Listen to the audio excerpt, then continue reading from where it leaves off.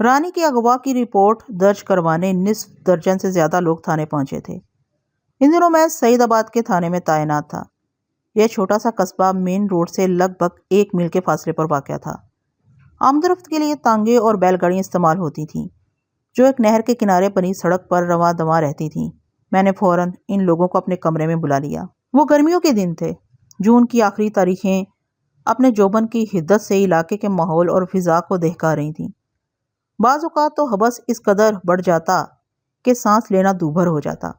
بہرحال ہر موسم کی ایک اپنی ادا ہوتی ہے اور اس ادا کو برداشت کرنا ہی پڑتا ہے۔ ابتدائی گفتگو میں نے فوراً اندازہ قائم کر لیا کہ میرے پاس آنے والے افراد میں صرف 2 بندے کام کے ہیں۔ میں نے انہیں کمرے میں رکھ کے باقی سب کو باہر بھیج دیا۔ میں نے جنہیں اپنے پاس روکا ان میں ایک تو رانی کا باپ شوکت علی تھا اور دوسرا سعید آباد ہی کا ایک رہائشی اللہ بخش تھا۔ میں نے شوکت علی کی طرف متوجہ ہوتے ہوئے پوچھا، مجھے بتاؤ تمہاری بیٹی رانی کو کب اور کہاں سے اغوا کیا گیا ہے؟ ابھی کوئی 2 گھنٹے پہلے جناب، وہ غمزدہ لہجے میں بولا۔ ادھر گاؤں ہی سے؟ کیا تم سعید آباد ہی کے رہنے والے ہو؟ ہم لوگ پرانا سعید آباد میں رہتے ہیں، اس نے جواب دیا۔ ایک بات کی وضاحت کرتا چلوں کہ اصل سعید آباد گاؤں مین روڈ سے کوئی 5 میل کی دوری پر تھا۔ وقت گزرنے کے ساتھ ساتھ سڑک سے 1 میل کے فاصلے پر ایک اور سعید آباد وجود میں آ گیا تھا۔ اس کا نام نیا سعید آباد رکھ دیا گیا، جبکہ پہلے والا سعید آباد پرانا سعید آباد کے نام سے پکارا جانے لگا۔ میرا تھانہ نیا سعید آباد میں تھا، جبکہ رانی کا اغوا پرانا سعید آباد سے ہوا تھا۔ اغوا کنندہ کے بارے میں کیا کہتے ہو؟ میں نے پوچھا۔ اس کا نام گلاب خان ہے، اللہ بخش نے جواب دیا۔ گلاب خان ایک جرائم پیشہ شخص ہے جناب۔ مجھے اس علاقے میں تھانے داری کرتے ہوئے کافی عرصہ ہو گیا تھا، مگر میں نے کبھی گلاب خان گنڈے کا نام نہیں سنا تھا۔ لہٰذا اللہ بخش سے سوال کیا، کیا یہ گلاب خان پرانا سعید آباد ہی کا باشندہ ہے؟ نہیں جناب۔ پھر؟ میں نے اللہ بخش کی آنکھوں میں دیکھتے ہوئے پوچھا۔ اس کا تعلق کس علاقے سے ہے؟ علاقے کے بارے میں حتمی طور پر میں کچھ نہیں بتا سکتا جناب، اللہ بخش نے گہری سنجیدگی سے جواب دیا۔ سنا ہے کسی دور دراز گاؤں سے اس کا تعلق ہے، لیکن وہ ہمارے علاقے میں سے اکثر گزرتا رہتا ہے۔ گلاب خان سے تمہاری دشمنی کیا تھی؟ کوئی نہیں جناب، وہ بے حد گھبرائے ہوئے لہجے میں بولا۔ میں نے تو آج تک اسے دیکھا ہی نہیں، اس کا مجھ سے کوئی بیر کیسے ہو سکتا ہے؟ جب گلاب خان کا تم سے کوئی بیر نہیں تو پھر اس نے تمہاری بیٹی کو کس خوشی میں اغوا کر لیا؟ بیر اور دشمنی کے بارے میں بتاتا ہوں جی، اللہ بخش نے کہا۔ آپ کو یاد ہوگا چند روز پہلے 2 لڑکیاں آپ کے پاس آئی تھیں، وہ آپ کو چند مشکوک افراد کے بارے میں بتانا چاہتی تھیں جنہوں نے کھیتوں کے اندر کچھ چھپایا تھا۔ مجھے فوراً یاد آ گیا۔ چند روز پہلے میں نے اپنے جوانوں کے ساتھ نہر کے پل پر ناکہ لگایا ہوا تھا۔ مجھے خبر ملی تھی کہ کچھ جرائم پیشہ افراد اس راستے سے غیر قانونی مال ادھر سے ادھر کرنے کا ارادہ رکھتے ہیں۔ نہر کا مذکورہ پل پرانا سعید آباد سے بہت نزدیک تھا۔ ناکے کے دوران ہی 2 لڑکیاں میرے پاس آئی تھیں اور انہوں نے مجھے بتایا تھا کہ کھیتوں کے اندر چند مشکوک افراد نے کچھ چھپایا ہے۔ میں فوراً ان لڑکیوں کے ساتھ مذکورہ مقام تک پہنچا تھا، لیکن جب مجھے وقوع پر کچھ بھی نظر نہیں آیا تو میں نے الٹا انہی کو ڈانٹ دیا تھا۔ او ہاں مجھے یاد آیا۔ لیکن اس واقعے کا رانی کے اغوا کے ساتھ کیا تعلق ہے؟ تعلق یہ ہے تھانے دار صاحب، ان 2 لڑکیوں میں سے ایک میری بیٹی شبنم اور دوسری رانی تھی، شوکت علی کی وہ بیٹی جسے اغوا کر لیا گیا ہے۔ یہ مسئلہ ابھی تک حل نہیں ہوا کہ گلاب خان نامی اس گنڈے کا رانی سے کیا تعلق۔ اصل تعلق کے بارے میں وثوق سے کچھ نہیں کہہ سکتا، لیکن میرا اندازہ یہ ہے، اللہ بخش نے بتانا شروع کیا۔ رانی اور میری بیٹی شبنم بڑی گہری سہیلیاں ہیں۔ یہ دونوں ہر جگہ ایک ساتھ ہی نظر آتی ہیں۔ اس روز جب انہوں نے 3 افراد کو کھیتوں میں کچھ چھپاتے دیکھا تب بھی یہ دونوں ایک ساتھ ہی تھی۔ رانی نے تو گھر جا کے کچھ نہیں بتایا، لیکن شبنم نے مجھے ساری کہانی سنا دی تھی۔ جب میں نے شبنم کی بات سنی تو مجھے شک ہوا کہ کہیں وہ لوگ گلاب خان کے گروپ سے تو تعلق نہیں رکھتے۔ کمال ہے، میں نے قطع کلامی کرتے ہوئے کہا۔ اللہ بخش، مجھ سے زیادہ تو تم گلاب خان اور اس کے بندوں کے بارے میں جانتے ہو، بلکہ میں تو سمجھو جیسے کچھ جانتا ہی نہیں۔ یہ بڑی عجیب سی بات نہیں ہے؟ مجھے بھی بس اتفاق ہی سے یہ معلومات حاصل ہو گئی تھیں، وہ بے خوفی سے بولا۔ میں بعد میں آپ کو اس کی تفصیل بتا دوں گا، فی الحال رانی کو بازیاب کرنے کا مسئلہ درپیش ہے، اس لیے آپ میری بات توجہ سے سن لیں۔ توجہ ہی سے سن رہا ہوں، میں نے کہا، تم بولتے جاؤ۔ آج جب رانی کو اغوا کیا گیا تو شبنم بھی اس کے ساتھ تھی، اللہ بخش نے کہا۔ وہ دونوں نہر کے کنارے والے نیم پختہ راستے پر چل رہی تھیں کہ گلاب خان اپنے ساتھیوں کے ہمراہ گھوڑوں پر سوار وہاں پہنچ گیا۔ مجھے ایسا ہی محسوس ہوتا ہے وہ لوگ اپنے کسی مشن پر نکلے ہوئے تھے اور انہیں راستے میں یہ لڑکیاں مل گئیں۔ انہوں نے انہیں اٹھا کر گھوڑوں پر لادنے کی کوشش کی۔ شبنم جان بچا کر بھاگ نکلی اور رانی کو وہ اٹھا کر لے گئے۔ میرا خیال ہے گلاب خان کو شک ہو گیا تھا کہ انہی لڑکیوں نے تھانے دار کو ان کی سرگرمی کے بارے میں بتایا تھا۔ مجھے تو یہ ایک انتقامی کارروائی لگتی ہے۔ اس کا مطلب ہے تمہاری بیٹی شبنم، میں نے سرسراتی ہوئی آواز میں کہا، رانی کے اغوا کی چشمدید گواہ ہے۔ جی یہی حقیقت ہے۔ اللہ بخش نے اس بات میں گردن ہلا دی۔ اللہ بخش، تمہارا تفصیلی انٹرویو تو میں بعد میں کروں گا۔ مجھے پہلی فرصت میں تمہاری بیٹی شبنم سے ملنا ہوگا تاکہ رانی کی بازیابی کے لیے کوئی جامع لائے عمل تیار کیا جا سکے۔ اور شبنم اس وقت گھر میں ہے جناب؟ ٹھیک ہے، میں نے فیصلہ کن لہجے میں کہا۔ ہم سب پرانا سعید آباد جا رہے ہیں۔ وہ دونوں اٹھ کر کھڑے ہو گئے۔ پرانا سعید آباد، جیسا کہ میں نے آپ کو بتایا ہے، نیا سعید آباد کے شمال میں لگ بھگ 4 میل کے فاصلے پر واقع تھا۔ میں نے کانسٹیبل رفیق کو اپنے ساتھ لیا اور اللہ بخش و شوکت علی کی ساتھ میں ایک تانگے پر سوار ہو کر پرانا سعید آباد کی جانب روانہ ہو گیا۔ تھوڑی دیر کے بعد ہم اصل سعید آباد یعنی پرانا سعید آباد نامی گاؤں کے اندر تھے۔ اللہ بخش کی رہنمائی میں ہم اس مقام پر پہنچے جہاں سے گلاب خان نامی گنڈے نے رانی کو اغوا کیا تھا۔ شبنم نے گھر جا کر اللہ بخش کو رانی کے اغوا کی کہانی منو ان سنا دی تھی۔ وہ جگہ کھیتوں کے کنارے ایک مقام تھا۔ یہ دراصل ایک کچی پگ ڈنڈی تھی جو کھیتوں کے کنارے کے ساتھ ساتھ چلتے ہوئے نہر کے اس پل کی طرف جاتی تھی جہاں چند روز پہلے میں نے ناکہ لگایا تھا۔ اللہ بخش نے گلاب خان نامی گنڈے کے بارے میں جتنے وثوق سے بات کی تھی اس نے میرے ذہن میں ایک سنسنی سی جگا دی تھی۔ یہ شخص اگر گلاب خان کے بارے میں جانتا تھا تو پھر میرے لیے بہت کام کا آدمی ثابت ہو سکتا تھا۔ میں اللہ بخش کو ذہن میں رکھتے ہوئے جائے وقوع کے معائنے میں مصروف ہو گیا۔ کچی زمین پر مختلف انسانوں کے قدموں کے نشانات نظر آ رہے تھے۔ چند جانوروں کے پاؤں بھی بڑے واضح بنے ہوئے تھے جن میں گھوڑوں کے سموں کو الگ شناخت کیا جا سکتا تھا۔ یہ تمام تر نشانات آپس میں اس طرح گڈ مڈ تھے کہ ان سے کوئی مدد لینا ممکن نظر نہیں آتا تھا۔ میں نے گھوم پھر کر اس کچی پگ ڈنڈی کا مختلف زاویوں سے جائزہ لیا لیکن بادی و نظر میں کھرے کھوج کا کوئی امکان دکھائی نہ دیا۔ پولیس کو وہاں مصروف کار دیکھ کر چند دیہاتی جمع ہو گئے تھے۔ میں نے ان سے بھی پوچھ گچھ کی مگر کوئی کام کی بات سامنے نہ آ سکی جس کی مدد سے میں رانی تک پہنچنے کی کوشش کرتا۔ میں نے نصف گھنٹے کے اندر موقع کی کارروائی کو نپٹایا اور اللہ بخش کے ہمراہ اس کے گھر پہنچ گیا۔ مغوی رانی کا باپ شوکت علی بھی وہیں چلا آیا تھا۔ موسم کی شدت کے پیش نظر اللہ بخش نے ہمارے لیے کسی پانی کا بندوبست کیا۔ میں نے کہا، اللہ بخش، میں پہلی فرصت میں تمہاری بیٹی شبنم سے ملنا چاہتا ہوں۔ آپ لسی وغیرہ پئیں، میں شبنم کو بلا کر لاتا ہوں۔ یہ کہتے ہوئے وہ اٹھ کر گھر کے اندرونی حصے میں چلا گیا۔ ہم اس وقت اللہ بخش کے گھر کے وسیع و عریض صحن میں ایک سایہ دار درخت کے نیچے بیٹھے ہوئے تھے۔ وہاں 2 چارپائیاں پہلے سے بچھی ہوئی تھیں۔ میرے لیے اللہ بخش نے ایک کرسی ڈال دی تھی۔ شوکت علی کی زبانی مجھے پتا چلا کہ اس گھر میں اللہ بخش و اس کی بیٹی کے سوا اور کوئی نہیں رہتا تھا۔ برسوں پہلے شبنم کی ماں زینت کا انتقال ہو گیا تھا۔ گاؤں دیہات کے گھروں میں عموماً کشادگی دیکھنے کو ملتی ہے۔ اللہ بخش کا گھر کچھ زیادہ ہی کشادہ نظر آتا تھا۔ صحن میں انواع اقسام کے درخت لگے ہوئے تھے۔ ایک دیوار کے ساتھ مال مویشی بھی بندھے ہوئے تھے۔ شوکت علی نے مجھے بتایا کہ اللہ بخش پہلے شہر میں رہتا تھا، کافی عرصہ پہلے گاؤں میں آ کر آباد ہو گیا تھا۔ تھوڑی دیر کے بعد اللہ بخش اپنی بیٹی کے ہمراہ ہماری طرف بڑھتا نظر آیا تو میں نے شوکت علی سے کہا، میں شبنم سے تنہائی میں بات کرنا چاہتا ہوں۔ وہ فوراً سے بیشتر میری بات کی تہہ میں پہنچ گیا۔ اگلے ہی لمحے وہ اٹھ کر کھڑا ہوا اور میری طرف دیکھتے ہوئے بولا، ٹھیک ہے تھانے دار صاحب، میں اپنے گھر چلتا ہوں، آپ ادھر سے فارغ ہونے کے بعد میری طرف آ جائیے گا۔ تمہارا گھر کس طرف ہے شوکت علی؟ میں نے پوچھا۔ اسی گلی میں ہے جی، شوکت علی کی بجائے اللہ بخش نے جواب دیا۔ پھر شوکت علی کی طرف دیکھتے ہوئے بولا، بیٹھو نا، تم کہاں جا رہے ہو؟ میں ذرا سائرہ کو جا کر تسلی دوں، شوکت علی نے بھرائی ہوئی آواز میں کہا، رانی کی وجہ سے اس کا برا حال ہو رہا ہے۔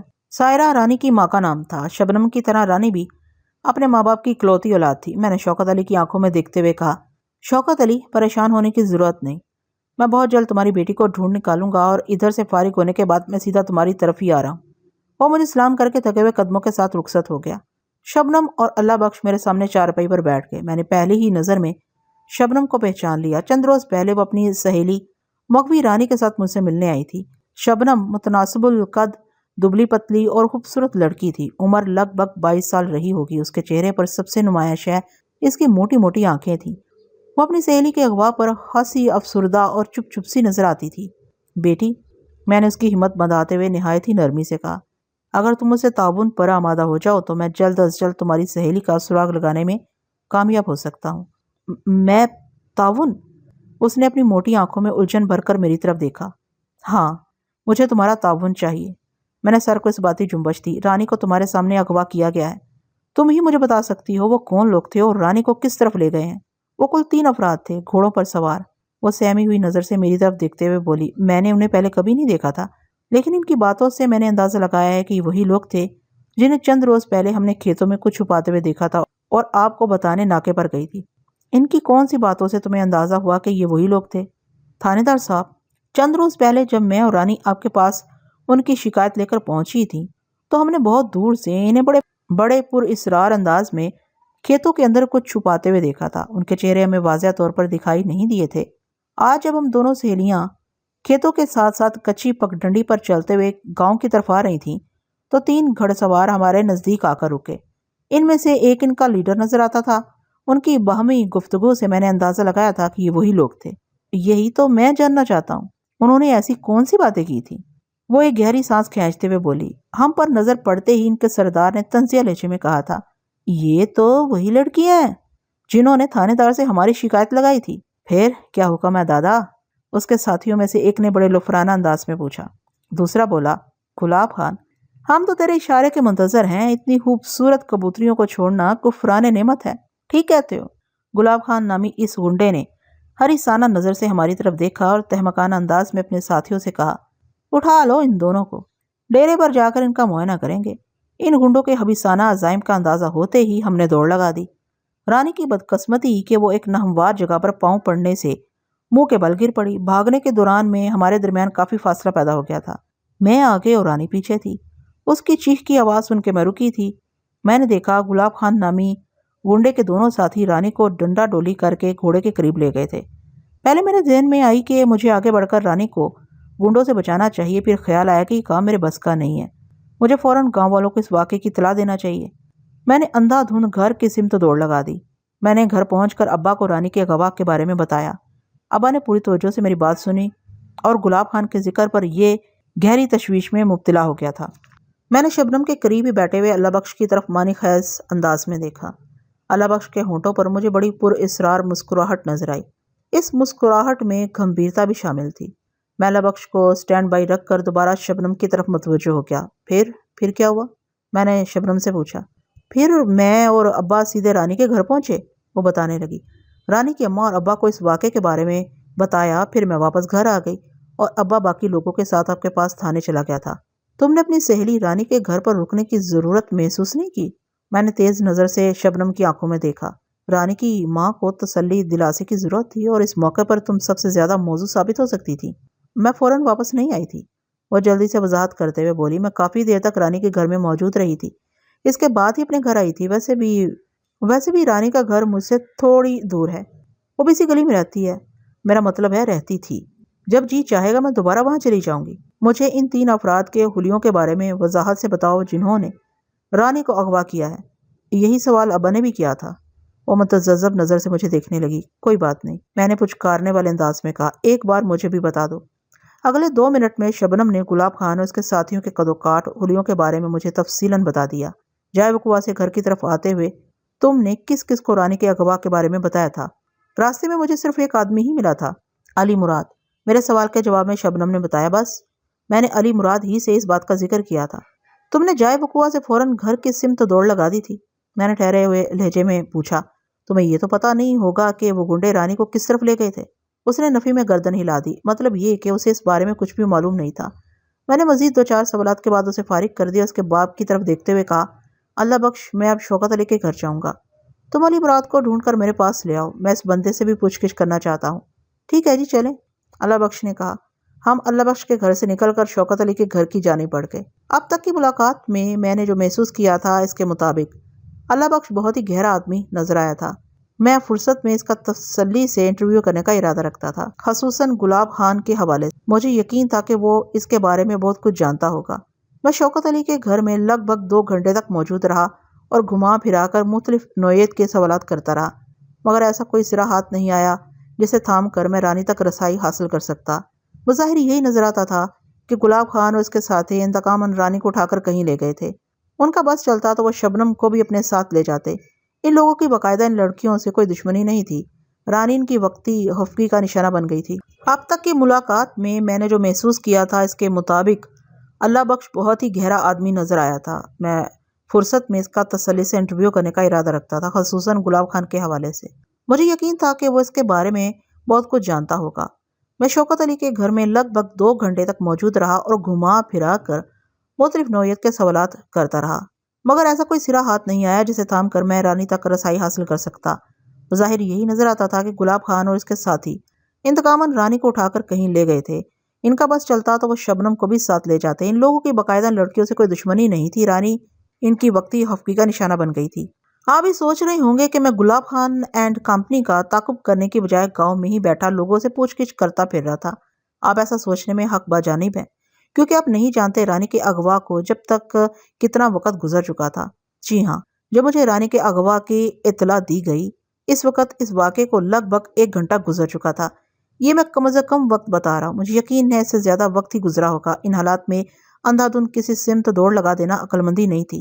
گلاب خان اور اس کے ساتھی اس دوران میں رانی کو جائے وقوع سے کافی دور پہنچا چکے ہوں گے، لہٰذا مناسب سمت کا تعین کیے بنا منہ اٹھا کر کہیں بھی نکل کھڑے ہونا وقت برباد کرنے کے مترادف تھا، اور میں ایسا کرنا نہیں چاہتا تھا جب ہی رانی تک رسائی حاصل کرنے کے لیے کسی سرے کی تلاش میں تھا۔ اس سلسلے میں علی مراد نے بڑی حد تک میری مدد کی۔ علی مراد وہ بندہ تھا جو شبنم کو جائے وقوع سے گھر کی جانب جاتے ہوئے راستے میں ملا تھا، اور شبنم نے اسے رانی کے اغوا کے بارے میں بتایا تھا۔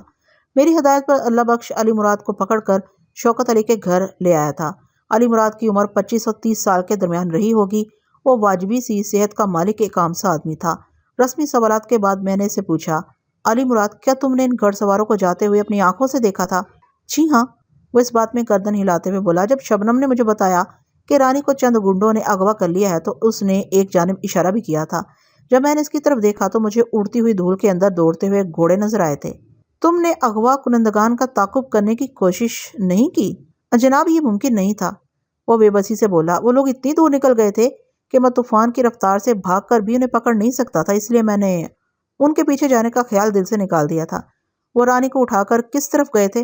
میں نے کہم سوال کیا۔ پلیا سے ادھر مغرب کی جانب، علی مراد نے بتایا۔ پلیا سے مغرب کی جانب کا مطلب تھا نہر سے قائمہ زاویہ پر۔ مذکورہ نہر شمالاً جنوباً بہتی تھی، اور علی مراد اسی پلیا کا ذکر کر رہا تھا جہاں چند روز پہلے میں نے ناکہ لگایا تھا۔ پلیا سے مغربی جانب سرسبز و شاداب کھیتوں کا ایک طویل و عریض سلسلہ پھیلا ہوا تھا۔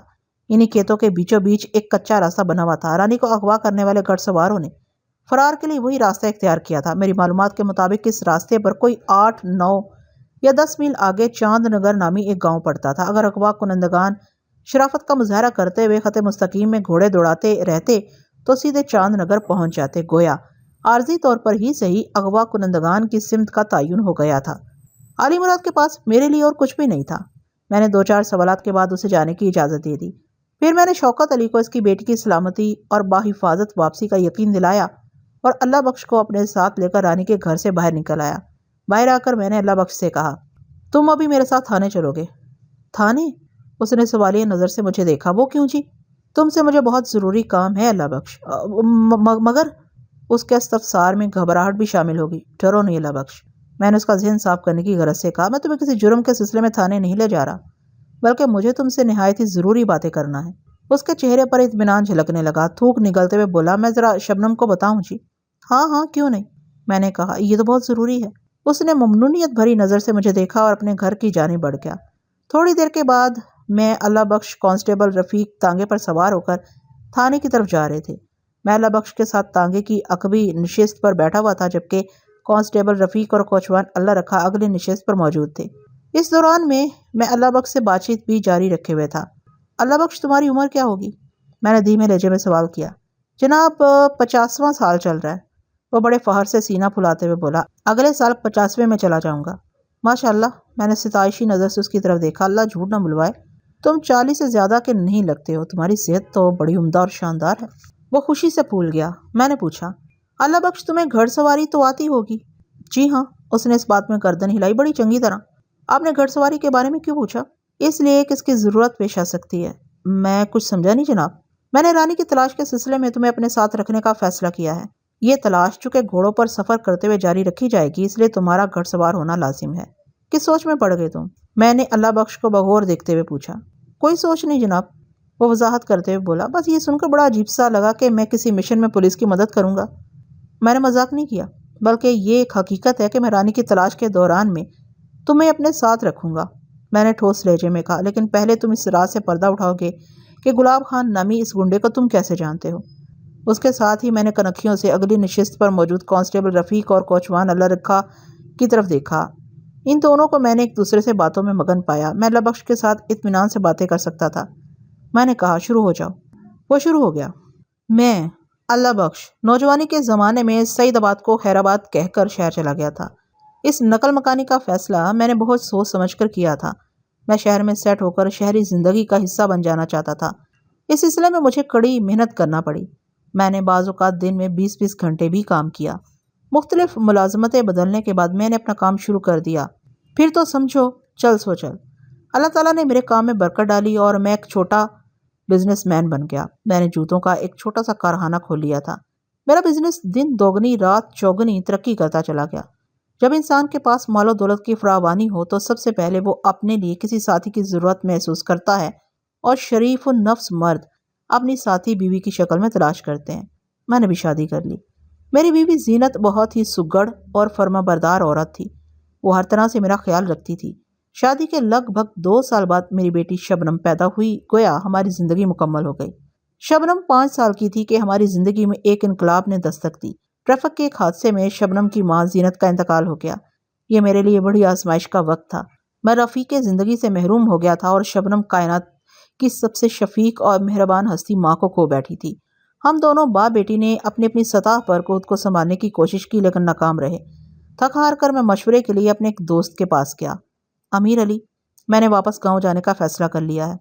میں نے اپنے دوست سے کہا، تم میرے ایسے دوست ہو کہ جس سے میں ہر بات بلا جھجک کر لیتا ہوں۔ مجھے مشورہ دو، ان حالات میں مجھے کیا کرنا چاہیے؟ جو شخص کسی فیصلے پر پہنچ چکا ہو اسے مشورہ نہیں دیا جاتا۔ امیر علی نے گہری سنجیدگی سے کہا، بس اتنا کہوں گا کہ تمہارا کاروبار شہر میں سیٹ ہے تو تمہیں ادھر ہی رہنا چاہیے۔ گاؤں جا کر کیا کرو گے؟ یار بات دراصل یہ ہے کہ زینت کی جدائی کے بعد میں خود کو اندر سے بڑا خالی محسوس کرنے لگا ہوں۔ میرے اندر سے مسلسل ایک آواز ابھر رہی ہے کہ اس خلا کو پر کرنے کے لیے مجھے اپنے ماضی کی جانب سفر کرنا چاہیے۔ اس لیے میں نے لمحاتی توقف کر کے گہری سانس لی، پھر اضافہ کرتے ہوئے کہا، اس لیے میں نے باقی کی زندگی گاؤں جا کر گزارنے کا فیصلہ کیا ہے۔ میں نے شہر میں رہتے ہوئے اتنا کما لیا ہے کہ اپنے آبائی گاؤں میں اچھی خاصی زمین خرید کر بڑی مطمئن زندگی شروع کر سکتا ہوں۔ پھر 2 افراد کا آخر خرچہ ہی کتنا ہوتا ہے؟ امیر علی نے گہری سنجیدگی سے کہا، بتاؤ میں تمہارے لیے کیا کر سکتا ہوں؟ یہ کی نا تم نے کام کی بات۔ میں یہ چاہتا ہوں کہ میں نے بتانا شروع کیا، تم میرا جلتا ہوا بزنس خرید لو تاکہ مجھے جانے میں آسانی ہو۔ میں دوسروں کی نسبت کم پیسوں میں اپنا سارا کاروبار تمہارے حوالے کر دوں گا۔ یہ بات میں گارنٹی کے ساتھ کہہ سکتا ہوں کہ اس سودے میں تمہیں گھاٹا نہیں ہوگا۔ امیر علی بھی ایک کاروباری شخص تھا۔ اس کا گورنمنٹس کا بزنس تھا۔ اس نے پوری توجہ سے میری بات سنی اور ٹھہرے ہوئے لہجے میں بولا، اگر تم نے شہر چھوڑ کر گاؤں جانے کا اٹل فیصلہ کر ہی لیا ہے تو میں تمہیں روکوں گا نہیں۔ اور یہ تم نے دوسروں سے کم پیسے لینے کی کیا بات کی ہے؟ تمہارے بزنس کی جو بھی مارکیٹ ویلیو ہوگی میں تمہیں وہی دوں گا۔ گھر کے بارے میں تم نے کیا سوچا ہے؟ ظاہر ہے وہ بھی بیچنا ہے۔ ٹھیک ہے، تم اپنا کاروبار اور گھر میرے ہاتھ فروخت کر دو۔ امیر علی نے گہری سنجیدگی سے کہا، ہم کل ہی تمہارے مکان اور کارخانے کی مارکیٹ ویلیو معلوم کر لیتے ہیں۔ اس طرح میں برسوں پہلے شبنم کو لے کر شہر سے گاؤں آ گیا تھا۔ میں نے یہاں آ کر ایک مناسب سا گھر اور کچھ زمین خرید لی اور راضی خوشی زندگی بسر کرنے لگا۔ اب میں آپ کو گلاب خان وغیرہ کے بارے میں بتاتا ہوں۔ میں نے گاؤں میں مستقل رہائش تو اختیار کر لی تھی، لیکن کبھی کبھار شہر کا چکر بھی لگ جاتا ہے۔ یہ پچھلے سال کی بات ہے۔ میں امیر علی سے ملنے شہر گیا ہوا تھا۔ وہاں کے ایک اخبار میں نے گلاب خان نامی ایک گنڈے کے بارے میں پڑھا۔ ان دنوں گلاب خان خبروں میں تھا۔ آئے روز اخبارات میں اس کی تصویریں بھی چھپتی رہتی تھیں۔ گلاب خان اسلحے اور منشیات کی اسمگلنگ میں ملوث تھا۔ یہ بھی سننے میں آیا تھا کہ گلاب خان ایک بین الاقوامی اسمگلر کے لیے کام کرتا ہے۔ گلاب خان کا حلیہ اور صورت میرے ذہن میں نقش ہو کر رہ گئی تھی۔ 1 ماہ پہلے میں نے گلاب خان کو اپنے گاؤں کے قریب سے گزرتے دیکھا تو چونک اٹھا۔ اتنا بتا کر اللہ بخش خاموش ہوا تو میں نے پوچھا، پھر کیا ہوا؟ چند روز پہلے جب شبنم نے مجھے آ کر بتایا کہ اس نے اور رانی نے چند مشکوک افراد کو کھیتوں میں کچھ چھپاتے دیکھا ہے اور وہ اس واقعے کی شکایت لے کر آپ کے پاس بھی گئی تھیں، تو میں نے شبنم سے ان جرائم پیشہ افراد کے خلیوں کے بارے میں پوچھا۔ اس نے جو خلیے بیان کیے ان میں ایک ہو بہو گلاب خان تھا۔ میں 1 ماہ پہلے گلاب خان کو اپنے علاقے میں دیکھ چکا تھا، لہٰذا میرا دھیان فوراً اسی کی طرف چلا گیا اور آج وہی گلاب خان رانی کو اٹھا کر لے کے آئے۔ یہ ہے کل کہانی جناب۔ ہاں، میں گہری سوچ میں ڈوب گیا۔ تو اس کا مطلب ہے مجھے جن جرائم پیشہ افراد کی تلاش ہے وہ گلاب خان اور اس کے ساتھی بھی ہو سکتے ہیں۔ تم کیا بتا رہے ہو کہ گلاب خان اسلحے اور منشیات کی سمگلنگ میں ملوث ہے؟ جی تھانے دار صاحب، اس نے اس بات میں گردن ہلائی۔ وہ پچھلے 1 ماہ کے اندر اس علاقے میں 3-4 مرتبہ دیکھا گیا ہے۔ اس سے ظاہر ہوتا ہے کہ اس نے کہیں آس پاس ہی اپنا ٹھکانہ بنا رکھا ہے۔ اگر آپ سرگرمی سے اسے تلاش کریں تو رانی کا سراغ لگایا جا سکتا ہے۔ میں تو اسے ایسی سرگرمی سے تلاش کروں گا کہ تم دیکھتے رہ جاؤ گے، میں نے ٹھہرے ہوئے لہجے میں کہا۔ اس کا ٹھکانہ جہاں کہیں بھی ہے وہ مجھ سے بچ کر نہیں جائے گا۔ جیسا کہ میں نے پچھلے صفحات میں بیان کیا ہے کہ چند روز پہلے میں نے سعید آباد والی نہر کے پل پر ناکہ لگایا تھا۔ مجھے اوپر سے ہدایات موصول ہوئی تھی کہ میرے علاقے کے راستے غیر قانونی اسلحے کی نقل و حمل ہونے والی ہے۔ میں نے اسی سلسلے میں ناکہ لگایا تھا لیکن کچھ بھی ہاتھ نہیں آیا تھا۔ اب اللہ بخش نے جو تفصیل بیان کی تھی اس کی روشنی میں بہت ساری باتیں واضح ہو گئی تھیں۔ اس امر کی تصدیق شبنم اور رانی کی رپورٹ میں بھی ہوئی تھی۔ ناکے والے دن انہوں نے 3 افراد کو کھیتوں کے اندر کچھ چھپاتے دیکھا تھا۔ جون کا مہینہ اپنے جوبن پر تھا، سورج پوری آب و تاب کے ساتھ آسمان پر چمک رہا تھا۔ میں اللہ بخش کو پہلے اپنے ساتھ تھانے لے آیا اور ضروری تیاری کے بعد ہی ہم رانی کی تلاش میں روانہ ہوئے تھے۔ اللہ بخش چاق و چوبند اور بیدار مغز شخص تھا، اس لیے میں نے اسے اپنے ساتھ رکھنے کا فیصلہ کیا تھا۔ پرانا سعید آباد والے نہر کے پل سے مغرب کی جانب 8-9 میل کے فاصلے پر چاند نگر نامی ایک گاؤں واقع تھا۔ اگر ہم ناک کی سیدھ میں سفر کرتے رہتے تو کھیتوں کے بیچ بنا یہ کچا راستہ ہمیں چاند نگر تک لے جاتا۔ دوران سفر میں ہم آپس میں باتیں بھی کرتے جا رہے تھے۔ میں نے اپنے اطمینان کے لیے پوچھ لیا، اللہ بخش اگر گلاب خان اچانک تمہارے سامنے آ جائے تو کیا تم اسے پہچان لو گے؟ تھانے دار صاحب، یہ بھی بھلا کوئی پوچھنے کی بات ہے؟ وہ پروسوک انداز میں بولا۔ میں یقین کے ساتھ کہہ رہا ہوں کہ اسے دیکھتے ہی پہچان لوں گا۔ قانون پوری طرح تمہارے ساتھ ہے اللہ بخش۔ اگر میں گلاب خان کو گرفتار کرنے میں کامیاب ہو گیا تو میں تمہیں سرکار کی طرف سے انعام وغیرہ بھی دلواؤں گا۔ ملک صاحب، میرے پاس اللہ کا دیا سب کچھ ہے، وہ فخر سے سینہ پھلاتے ہوئے بولا۔ میں انعام وغیرہ لے کر کیا کروں گا؟ اور میں کسی انعام کے لالچ میں آپ کے ساتھ ہوں بھی نہیں۔ میری خواہش ہے کہ شوکت علی کی بیٹی رانی جلد از جلد مل جائے۔ یہ میری بھی خواہش ہے اللہ بخش، میں نے پرسوچ انداز میں کہا۔ اسی لیے تو میں تمہیں اپنے ساتھ رکھ کر اس قیامت خیز گرمی میں دوڑ دھوپ کر رہا ہوں۔ جناب، ایک بات میری سمجھ میں نہیں آئی۔ کون سی بات اللہ بخش؟ ہم لوگ رانی کی تلاش میں نکلے ہیں اور آپ رانی کو چھوڑ کر زیادہ ذکر گلاب خان کا کر رہے ہیں۔ اس کی کوئی خاص وجہ ہے؟ ہاں، خاص وجہ ہے۔ کیا میں وہ وجہ جان سکتا ہوں؟ ہاں ضرور۔ آئندہ 5 منٹ میں نے اللہ بخش کو اپنے اس مشن کے بارے میں تفصیلاً بتا دیا جس کی وجہ سے میں نے پچھلے دنوں نہر کے پل پر ناکہ لگایا تھا۔ اس نے پوری توجہ سے میری بات سنی اور آخر میں کہا، میں پورے وثوق کے ساتھ کہہ سکتا ہوں کہ آپ کو جس جرائم پیشہ شخص کی تلاش ہے وہ گلاب خان کے سوا اور کوئی ہو ہی نہیں سکتا۔ شام سے تھوڑی دیر پہلے ہم مزہ چاند نگر پہنچ گئے۔ میں نے چاند نگر کے سب سے بااثر شخص چودھری منصور چاند کی حویلی کا رخ کیا۔ تھوڑی دیر کے بعد ہم اس کے سامنے بیٹھے تھے۔ چودھری منصور چاند 60 کے پیٹے میں دکھائی دیتا تھا۔ اس نے بڑے اتفاق سے ہمارا استقبال کیا۔ ہم چلچلاتی دھوپ میں سفر طے کر کے وہاں پہنچے تھے۔ ٹھنڈی ٹھار لسی سے ہماری آؤ بھگت کی گئی، پھر چودھری منصور نے ہماری آمد کی غرض و غائیت دریافت کی۔ میں نے غیر قانونی سامان کی نقل و حمل کا ذکر غول کرتے ہوئے اپنی گفتگو رانی کے اغوا تک محدود رکھی۔ اس نے بڑی سنجیدگی سے میری بات سنی، پھر اپنے 2 خاص بندوں اقبال اور نصیر کو بلایا اور رانی والے معاملے کے سلسلے میں ان سے پوچھ گچھ کرنے لگا۔ ان بندوں نے بھی لا علمی کا اظہار کیا۔ اس نے بڑی سنجیدگی سے میری بات سنی، پھر اپنے 2 خاص بندوں اقبال اور نصیر کو بلایا اور رانی والے معاملے کے سلسلے میں ان سے پوچھ گچھ کرنے لگا۔ ان بندوں نے بھی لا علمی کا اظہار کیا۔ چودھری منصور چاند نے کہا، یہ اقبال اور نصیر کسی اوقاف سے بھی زیادہ تیز نگاہ رکھتے ہیں۔ چاند نگر میں ہونے والی ہر کارروائی کی انہیں بخوبی خبر ہوتی ہے۔ اگر کسی لڑکی کو اغوا کر کے صرف لایا گیا ہوتا تو اس کی اطلاع انہیں ضرور ہوتی۔ اور چاند نگر سے باہر کے بارے میں ان کی معلومات کیا کہتی ہیں؟ میں نے باری باری اقبال اور نصیر کی آنکھوں میں دیکھتے ہوئے چودھری سے سوال کیا۔ خبر تو یہ ہر طرف کی رکھتے ہیں ملک صاحب، چودھری نے فخریہ لہجے میں جواب دیا، پھر سوالیہ نظر سے اپنے بندوں کو تکنے لگا۔ اقبال نے گہری سنجیدگی سے کہا، ابھی تک تو ہمارے پاس ایسی کوئی اطلاع نہیں ہے جناب، اب رات ہونے والی ہے، آپ ہمیں 1 دن کی مہلت دے دیں، کل تک ہم آپ کو ساری رپورٹ پیش کر دیں گے۔ ٹھیک ہے، میں تمہیں کل شام تک کا وقت دیتا ہوں، میں نے سوچ میں ڈوبے ہوئے لہجے میں کہا۔ آپ لوگ لڑکی کے اغوا کے سلسلے میں جو بھی تحقیق کرو اس کی رپورٹ تھانے آ کر مجھے دینا ہوگی۔ بالکل دیں گے جی، آپ بے فکر ہو جائیں، اقبال نے سینے پر ہاتھ رکھ کر کہا۔ میں نے اضافہ کیا، لڑکی کے اغوا کے علاوہ بھی ایک معاملے کے سلسلے میں مجھے معلومات چاہیے، ذرا اس کا بھی خیال رکھنا ہے۔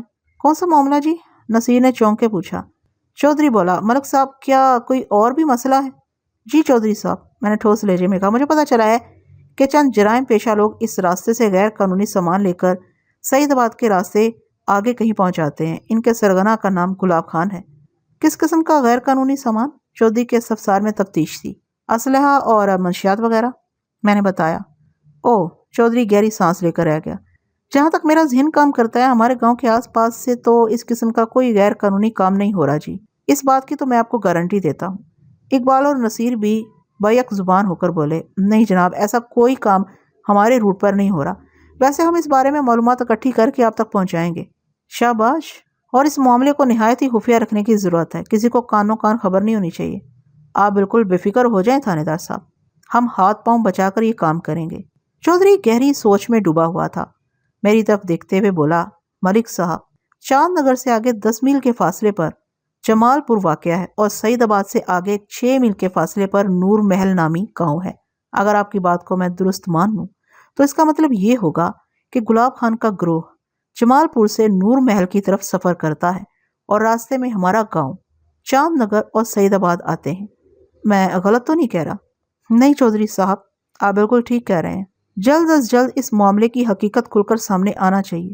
کمال ہے، وہ عجیب سے انداز میں متوقف ہوا، پھر اضافہ کرتے ہوئے بولا، یہاں اتنا کچھ ہو رہا ہے اور ہمیں کچھ خبر نہیں۔ ہم مزید تھوڑی دیر تک چودھری منصور چاند کے پاس بیٹھے، پھر واپسی کے لیے اٹھ کر کھڑے ہو گئے۔ جب ہم سعید آباد سے چاند نگر کی طرف جا رہے تھے تو راستے میں ہم نے کسی آستانے کا بورڈ لکھا دیکھا تھا۔ اس بورڈ پر لکھا تھا آستانہ جھنڈے شاہ۔ اس کے نیچے تیر کا نشان دے کر 2 میل لکھا ہوا تھا۔ تیر کا نشان اس رستے سے جنوب کی جانب اشارہ کرتا تھا، جس کا واضح مطلب یہی تھا کہ وہاں سے 2 میل جنوب میں جھنڈے شاہ کا آستانہ واقع تھا۔ ایک لکیر نما راستہ بھی آستانے کی طرف جاتا دکھائی دیتا تھا۔ اس بورڈ کے قریب پہنچ کر میں رک گیا۔ یہاں سے سعید آباد 5 میل اور چاند نگر 4 ساڑھے 4 میل پر تھا۔ یہ جگہ ان دنوں گاؤں کے تقریباً درمیان میں واقع تھی۔ میں نے راستے کے کنارے نصب بورڈ کی طرف دیکھتے ہوئے کہا، میں سوچ رہا ہوں ادھر سے گزر رہے ہیں تو ذرا اس آستانے کو بھی چیک کر لیں، تمہارا کیا خیال ہے؟ اچھا خیال ہے جی، اللہ بخش آستانے والے پتلے سے راستے کی طرف دیکھتے ہوئے بولا۔ تو پھر چلیں؟ میں نے پوچھا۔ جی چلیں، اس نے تائیدی انداز میں کہا۔ ہم دونوں نے اپنے گھوڑے پتلے سے تاریک راستے پر ڈال دیے، پھر کچھ ہی دیر کے بعد ہم آستانے پر پہنچ گئے۔ در حقیقت وہ کوئی آستانہ نہیں بلکہ پیر جھنڈے شاہ کا مزار تھا۔ 4 دیواری کے اندر آستانے یا مزار کی دیکھ بھال کرنے والے مجاور کا کمرہ بنا ہوا تھا۔ مجاور کا نام سکندر معلوم ہوا۔ سکندر ہمیں اپنے ساتھ اندر لے گیا اور صحن میں ایک چارپائی پر لے جا کر بٹھایا۔ ہمارے آنے سے پہلے وہ کھانا وغیرہ کھانے میں مصروف تھا۔ ایک طرف دیوار کے ساتھ چولہے پر ہانڈی نما کوئی برتن چڑھا ہوا تھا۔ چولہے میں آگ نیم روشن تھی اور دھواں بھی اٹھ رہا تھا۔ میں چونکہ وردی میں ملبوس تھا لہٰذا مجھے دیکھ کر وہ خاصا الرٹ ہو گیا تھا۔ میں نے مجاور سکندر سے سوال کیا، تمہارے علاوہ یہاں اور کون رہتا ہے؟ کوئی نہیں جی، بس میں ہی رہتا ہوں، اس نے جواب دیا۔ آج دن میں کتنے عقیدت مند جھنڈے شاہ کے مزار پر حاضری دے چکے ہیں؟ میں نے مجاور سکندر کے چہرے پر نگاہ جماتے ہوئے سوال کیا۔ 2 عورتیں اور ایک مرد آیا تھا۔ کس وقت؟ دوپہر سے پہلے جی۔ ان کی عمریں کیا تھی؟ میں نے پوچھا۔ مرد تو جی بالکل بڈھا بابا تھا، مجاور سکندر نے بتایا، اور دونوں عورتیں بھی اچھی خاصی عمر کی تھیں۔ وہ بوڑھی تو نہیں تھی، البتہ انہیں ادھیڑ عمر کہہ سکتے ہیں۔ تمہارا مطلب ہے ان میں کوئی بھی جوان نہیں تھی؟ میں نے اس کی آنکھوں میں جھانکا۔ 18-20 یا 22 سال کی لڑکی؟ نہیں جناب، بالکل نہیں، اس نے قطعیت سے نفی میں گردن ہلائی، پھر پوچھا، آخر بات کیا تھانے دار صاحب؟ بات بڑی خطرناک ہے سکندر شاہ، میں نے ادھر ادھر دیکھتے ہوئے کہا۔ آج صبح پرانا سعید آباد سے ایک لڑکی کو 3 گنڈوں نے اغوا کر لیا ہے۔ مجھے پتہ چلا ہے وہ جھنڈے شاہ کے آستانے کی طرف آئے تھے، اس لیے میں لڑکی کو ڈھونڈتا ہوا ادھر آ نکلا ہوں۔ میں نے آخری جملوں میں تھوڑی دروغ گوئی سے کام لیا تھا تاکہ مجاور کا رد عمل سامنے آ سکے۔ وہ جلدی سے نفی میں گردن چٹکتے ہوئے بولا، سوال ہی پیدا نہیں ہوتا جناب، آپ کو کسی نے غلط بتایا ہے۔ اگر اس نوجوان لڑکی کو آستانے پر لایا جاتا تو مجھ سے چھپا نہیں رہ سکتا تھا۔ چلو، آستانے پر نہیں لایا گیا ہوگا، میں نے بات کو تھوڑا موڑ دیا، باہر سے گزر گئے ہوں گے۔ اس بارے میں مجھے کچھ پتا نہیں جناب، وہ معذرت خواہانہ لہجے میں بولا۔ یہ تو بتا سکتے ہو پچھلے 8-10 دن میں تم نے 3 اجنبی افراد کو گھوڑوں پر ادھر ادھر آتے جاتے دیکھا ہو؟ میں نے کہا، جو شکل و صورت سے بدماش اور گنڈے نظر آتے ہوں۔ نہیں جی، کوئی اجنبی نظر نہیں آیا مجھے، اس نے جواب دیا۔ یہ راستہ آگے کس طرف جاتا ہے؟ میں نے پوچھا۔ یہ سیدھا مین روڈ کی طرف جاتا ہے جناب، مجاور سکندر نے بتایا۔ یہاں سے وہ سڑک زیادہ سے زیادہ 3 میل دور ہوگی۔ میں نے سوال کیا، اگر یہاں سے مین روڈ کی طرف جائیں تو راستے میں کیا کیا آئے گا؟ کچھ بھی نہیں، اس نے نفی میں گردن ہلائی اور بتایا، صرف کھیت ہی کھیت نظر آئیں گے آپ کو۔ میں مزید 15-20 منٹ تک گھما پھرا کر مجاور اسکندر سے مختلف سوالات کرتا رہا، پھر آخر میں کہا، سکندر بادشاہ، کسی کو پتہ نہیں چلنا چاہیے کہ پولیس جھنڈے شاہ کے مزار پر پوچھ گچھ کے لیے آئی تھی۔ آپ فکر ہی نہ کریں جناب، میں آپ کی بات سمجھ رہا ہوں۔ سمجھدار تو تم شکل ہی سے لگتے ہو، میں نے اس کی آنکھوں میں دیکھتے ہوئے کہا۔ آپ ذرا اپنے دھیان کو بھی بیدار رکھنا، اگر تمہیں اس آستانے پر یا اس کے آس پاس کوئی اجنبی اور مشکوک شخص نظر آئے تو اس پر گہری نگاہ رکھنا اور مجھے فوراً اطلاع دینا۔ ٹھیک ہے جناب، آپ جیسا کہہ رہے ہیں میں ویسے ہی کروں گا، وہ فرما برداری سے بولا۔ میں نے اسے چند ضروری ہدایات دیں اور اللہ بخش کے ساتھ آستانے سے نکل آیا۔ اس وقت تک تاریکی نے ماحول کو پوری طرح اپنی آغوش میں سمیٹ لیا تھا۔ جب ہم پرانا سعید آباد پہنچے تو عشاء کی اذانیں ہو رہی تھیں۔ اللہ بخش نے مجھ سے پوچھا، ملک صاحب، آپ مجھے اپنے ساتھ تھانے لے کر جائیں گے یا میں؟ تمہیں تھانے جانے کی ضرورت نہیں ہے اللہ بخش، میں نے اس کی بات مکمل ہونے سے پہلے ہی کہہ دیا۔ تم یہاں سے سیدھے اپنے گھر جاؤ اور میں جاتا ہوں تھانے کی طرف۔ آپ کا بہت بہت شکریہ جناب، وہ ممنونیت بھرے لہجے میں بولا۔ میں شبنم کی وجہ سے پریشان ہو رہا تھا، وہ اتنی دیر تک کبھی گھر میں اکیلی نہیں رہی۔ مجھے بھی اس بات کا احساس ہے اللہ بخش، میں نے دوستانہ انداز میں کہا۔ تم بے فکر ہو کر گھر جاؤ، دوبارہ جب بھی تمہاری ضرورت پیش آئے گی میں تمہیں بلا لوں گا۔ میں ہر وقت آپ کی خدمت کے لیے حاضر ہوں جناب، وہ بڑے اعتماد سے بولا۔ آپ کو جب بھی میری ضرورت پڑے میں سارے کام چھوڑ کر آپ کے پاس پہنچ جاؤں گا۔ آئندہ روز دوپہر تک رانی کی گمشدگی یا گلاب خان کے حوالے سے مجھے کوئی اطلاع نہیں ملی۔ میں مسلسل اس حوالے سے سوچ بچار میں مصروف تھا کہ گلاب خان رانی کو اغوا کر کے کہاں لے گیا ہوگا۔ فوری طور پر میرے ذہن میں یہی آیا کہ مجھے سادہ لباس پولیس اہلکاروں کی 2-3 ٹیمیں ترتیب دے کر گرد و نواح کے علاقوں میں پھیلا دینا چاہیے تاکہ گلاب خان اور اس کے ساتھیوں کے سلسلے میں کوئی سراغ لگایا جا سکے۔ میں اپنے خیالات کو عملی جامہ پہنانے کی تیاری کر ہی رہا تھا کہ سپہر کے وقت مجاور سکندر مجھ سے ملنے تھانے پہنچ گیا۔ گزشتہ رات جھنڈے شاہ کے آستانے پر میں سکندر کو مختلف نوعیت کی ہدایات دے آیا تھا۔ اس وقت اس کی آمد خالی از علت نہیں ہو سکتی تھی۔ میں نے فوراً سے بیشتر اسے اپنے کمرے میں بلا لیا۔ مجاور سکندر کی عمر 40 اور 45 سال کے درمیان رہی ہوگی۔ وضاقتہ اور حلیے سے وہ ویسا ہی دکھائی دیتا تھا جیسا کسی مزار کے مجاور کو نظر آنا چاہیے۔ وہ میرے سامنے آ کر بیٹھ چکا تو میں نے سوال کیا، سکندر بادشاہ، سب خیریت تو ہے نا؟ تمہارے چہرے پر مجھے خاصی سنسنی نظر آ رہی ہے۔ خیریت نہیں ہے تھانے دار جی، وہ گھبرائی ہوئی آواز میں بولا۔ ادھر کھیتوں میں ایک جوان لڑکی کی لاش ملی ہے۔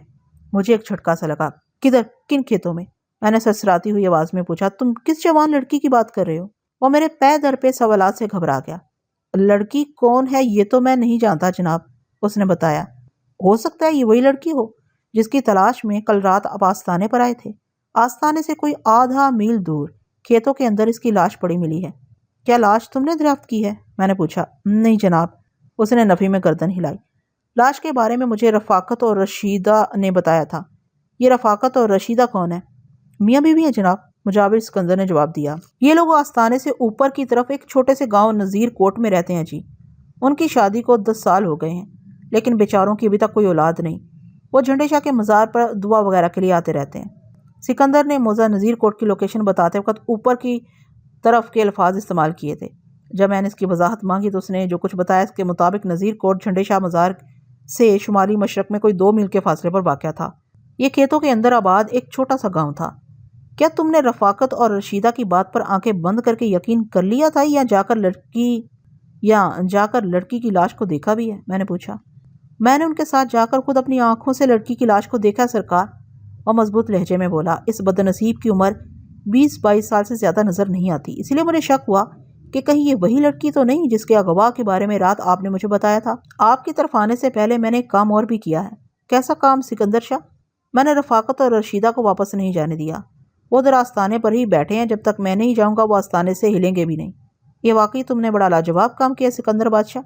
میں نے ستائشی نظر سے اس کی طرف دیکھا اور پوچھا، تم یہاں تک کیسے آئے ہو؟ اور گھوڑے پر جی، اس نے بتایا۔ میں نے کہا ٹھیک ہے، تم 10 منٹ رکو، میں بھی تمہارے ساتھ چلتا ہوں۔ آئندہ 10 منٹ میں میں نے مبینہ جائے وقوع تک رسائی کے لیے ضروری بندوبست کیا، پھر مجاور سکندر کی رہنمائی میں روانہ ہو گیا۔ میں نے سردست رانی کے گھر والوں کو اس نئی اطلاع کے بارے میں کچھ نہیں بتایا تھا، البتہ اللہ بخش کو میں اپنے ساتھ لے جانا نہیں بھولا تھا۔ وہ کام کا آدمی تھا اور رانی کی شناخت کے سلسلے میں بھی اس سے مدد لی جا سکتی تھی۔ اس کے علاوہ کانسٹیبل صفدر کو بھی میں نے اپنے ساتھ رکھ لیا تھا۔ ہمارے پاس ایک تانگا، 2 گھوڑے تھے۔ مجاور سکندر کا گھوڑا اس کے علاوہ تھا۔ شام سے تھوڑی دیر پہلے ہم جائے وقوع پر پہنچ گئے۔ تانگے کو کوچوان سمیت اس کچی راہ گزر پر چھوڑ دیا گیا تھا جہاں پیر جھنڈے شاہ کے آستانے سے متعلق بورڈ نصب تھا۔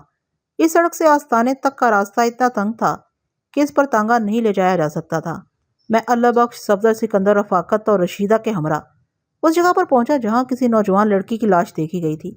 یہ مقام کھیتوں کے بیچوں بیچ ایک پگڈنڈی کے کنارے واقع تھا۔ آستانے سے اس مقام کا فاصلہ بمشکل آدھا میل رہا ہوگا۔ مذکورہ لڑکی کی لاش پر نگاہ پڑتے ہی اللہ بخش چلا اٹھا، یہ تو رانی ہے، شوکت علی کی بیٹی رانی۔ میں لاش کے معائنے میں مصروف ہو گیا۔ پہلی ہی نظر میں مجھے اندازہ ہو گیا کہ رانی اب اس دنیا میں باقی نہیں رہی تھی، اور مجھے یہ سمجھنے میں دیر نہ لگی کہ اسے موت کی آغوش میں پناہ حاصل کیے کافی وقت گزر گیا تھا، کم از کم 15-20 گھنٹے۔ میں نے الٹ پلٹ کر رانی کی لاش کا تفصیلی معائنہ کیا تو پتہ چلا کہ اس کی موت سر میں لگنے والی خطرناک چوٹ کے سبب واقع ہوئی ہوگی۔ سر کے عقبی حصے میں اس کی کھوپڑی ایک مقام سے چٹک گئی تھی۔ یا تو سر کے اس حصے پر کسی وزنی شے سے وار کیا گیا تھا، یا پھر اس کا سر بڑے طوفانی انداز میں کسی ٹھوس شے کے ساتھ ٹکرایا تھا۔ قصہ مختصر، رانی کا شمار اب زندہ افراد میں نہیں کیا جا سکتا تھا۔ میں نے نگاہ گھما کر چاروں جانب دیکھا۔ ہر طرف سرسبز لہلہاتے کھیت نظر آ رہے تھے۔ رانی کو اغوا کرنے والوں نے رات کے کسی حصے میں سے یہاں پھینکا تھا۔ بہت کہاں تھے، اس بارے میں فی الحال اندازہ لگانا بہت مشکل تھا۔ گلاب خان کے خیال کو پس پست ڈال کر میں رانی کی لاش کی طرف متوجہ ہو گیا۔ تھانے دار صاحب، رفاقت نے ملتجی لہجے میں مجھے پکارا، اگر آپ ہمیں جانے کی اجازت دے دیں تو آپ کی بڑی مہربانی ہوگی۔ تھوڑی دیر کے بعد اندھیرا ہونے لگے گا، ہمیں 1.5 میل کا فاصلہ طے کر کے اپنے گھر بھی پہنچنا ہے۔ رفاقت کی مجبوری میں مجھے کوئی بہانہ نظر نہ آیا۔ میں نے اس سے، اس کی بیوی سے رسمی پوچھ گچھ کی اور انہیں جانے کی اجازت دے دی۔ وہ رانی کی موت کے سلسلے میں کچھ بھی نہیں جانتے تھے۔ میں نے ان کی باتوں اور انداز سے بخوبی اندازہ لگا لیا کہ وہ دونوں دروغ گوئی سے کام نہیں لے رہے تھے، لہٰذا انہیں خواہ جائے وقوع پر روکے رکھنا زیادتی والی بات ہوتی۔ ان کے رخصت ہونے کے بعد میں نے سکندر کی جانب دیکھتے ہوئے پوچھا، سکندر بابا، تم اس بارے میں کیا کہتے ہو؟ رانی کی لاش کو کس نے یہاں پھینکا ہوگا؟ جناب، میں کیا بتاؤں؟ وہ گھبرائے ہوئے لہجے میں بولا، مجھے اس بارے میں کچھ پتہ نہیں جی۔ جائے وقوع کے نزدیک ترین کوئی جگہ پیر جھنڈے شاہ کا آستانہ ہے۔ میں نے اس کی آنکھوں میں دیکھتے ہوئے کہا، اور اس آستانے کے تم مجاور ہو، تمہارے سوا اس آستانے پر کوئی اور بندہ بشر نہیں رہتا، لہٰذا سب سے پہلے تو میں تمہیں سے پوچھ گچھ کروں گا نا۔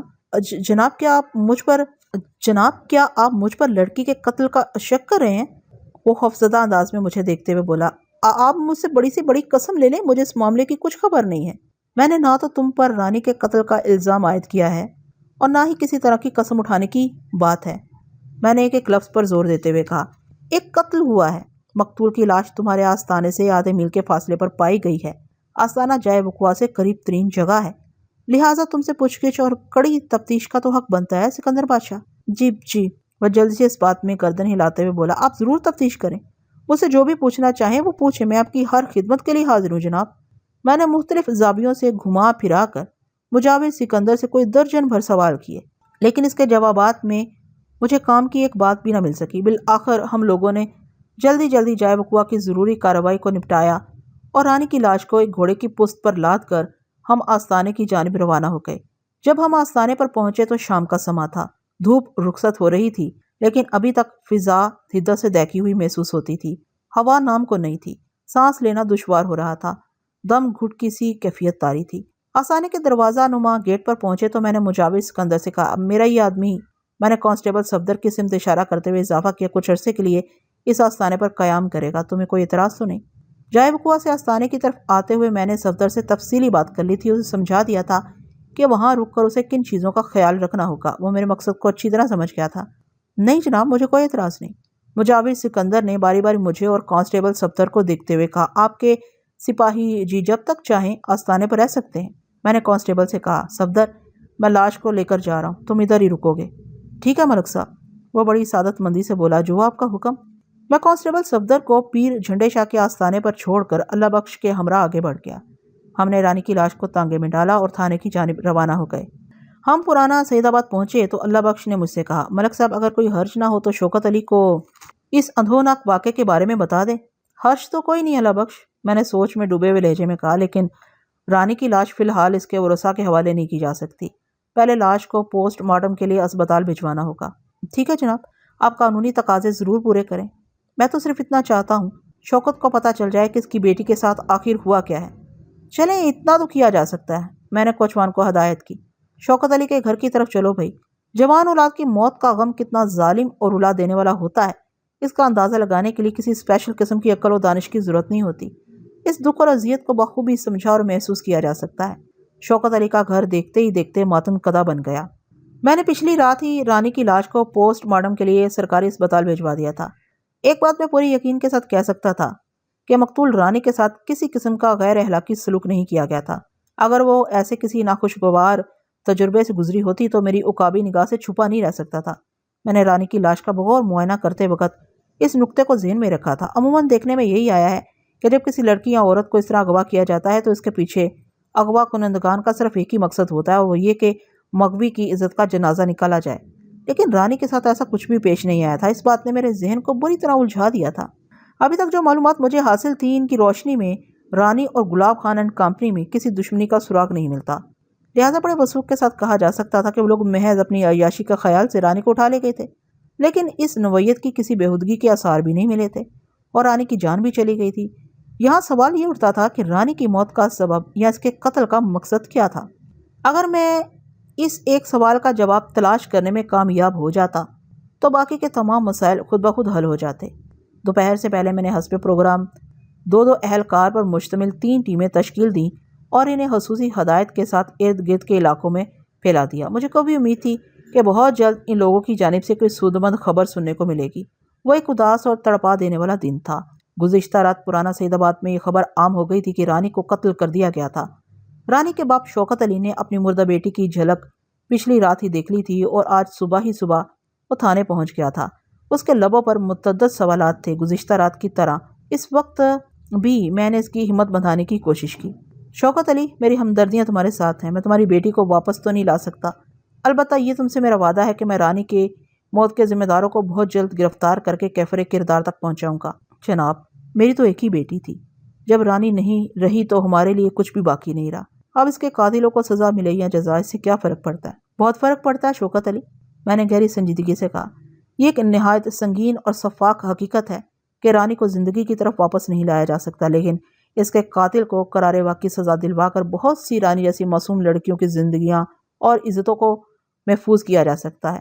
گلاب خان جیسے جرائم پیشہ لوگ معاشرے کے لیے ناسور کی حیثیت رکھتے ہیں۔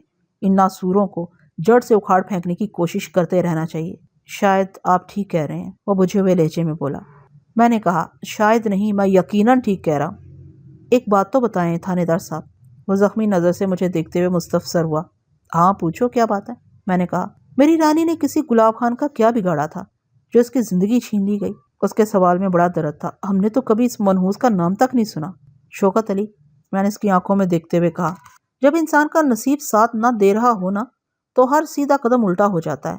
جو کچھ بھی پیش آیا اس میں نہ تو رانی کا کوئی قصور تھا، نہ ہی اسے کسی دشمنی کا، اور نہ ہی اسے کسی دشمنی کا شخصانہ کہا جا سکتا۔ بس یہ ایک اتفاقی حادثہ تھا۔ وہ گلگیر آواز میں پوچھ بیٹھا، رانی کی لاش اسپتال سے کب تک آ جائے گی؟ ہمیں اس کے کفن دفن کا بھی بندوبست کرنا ہے۔ شوکت علی کے سوال کے جواب میں نے بتایا، مجھے امید ہے رانی کی لاش کل صبح اسپتال سے آ جائے گی، یا زیادہ شام تک۔ وہ مزید تھوڑی دیر تک میرے پاس بیٹھا، پھر مجھے سلام کر کے رخصت ہو گیا۔ دوپہر کے بعد میں تھانے ہی میں بیٹھا ہوا تھا کہ کانسٹیبل صفدر آ گیا۔ صفدر کو گزشتہ رات میں پیر جھنڈے شاہ کے آستانے پر چھوڑایا تھا۔ اس کا چہرہ خاصا تمتمایا ہوا لگ رہا تھا۔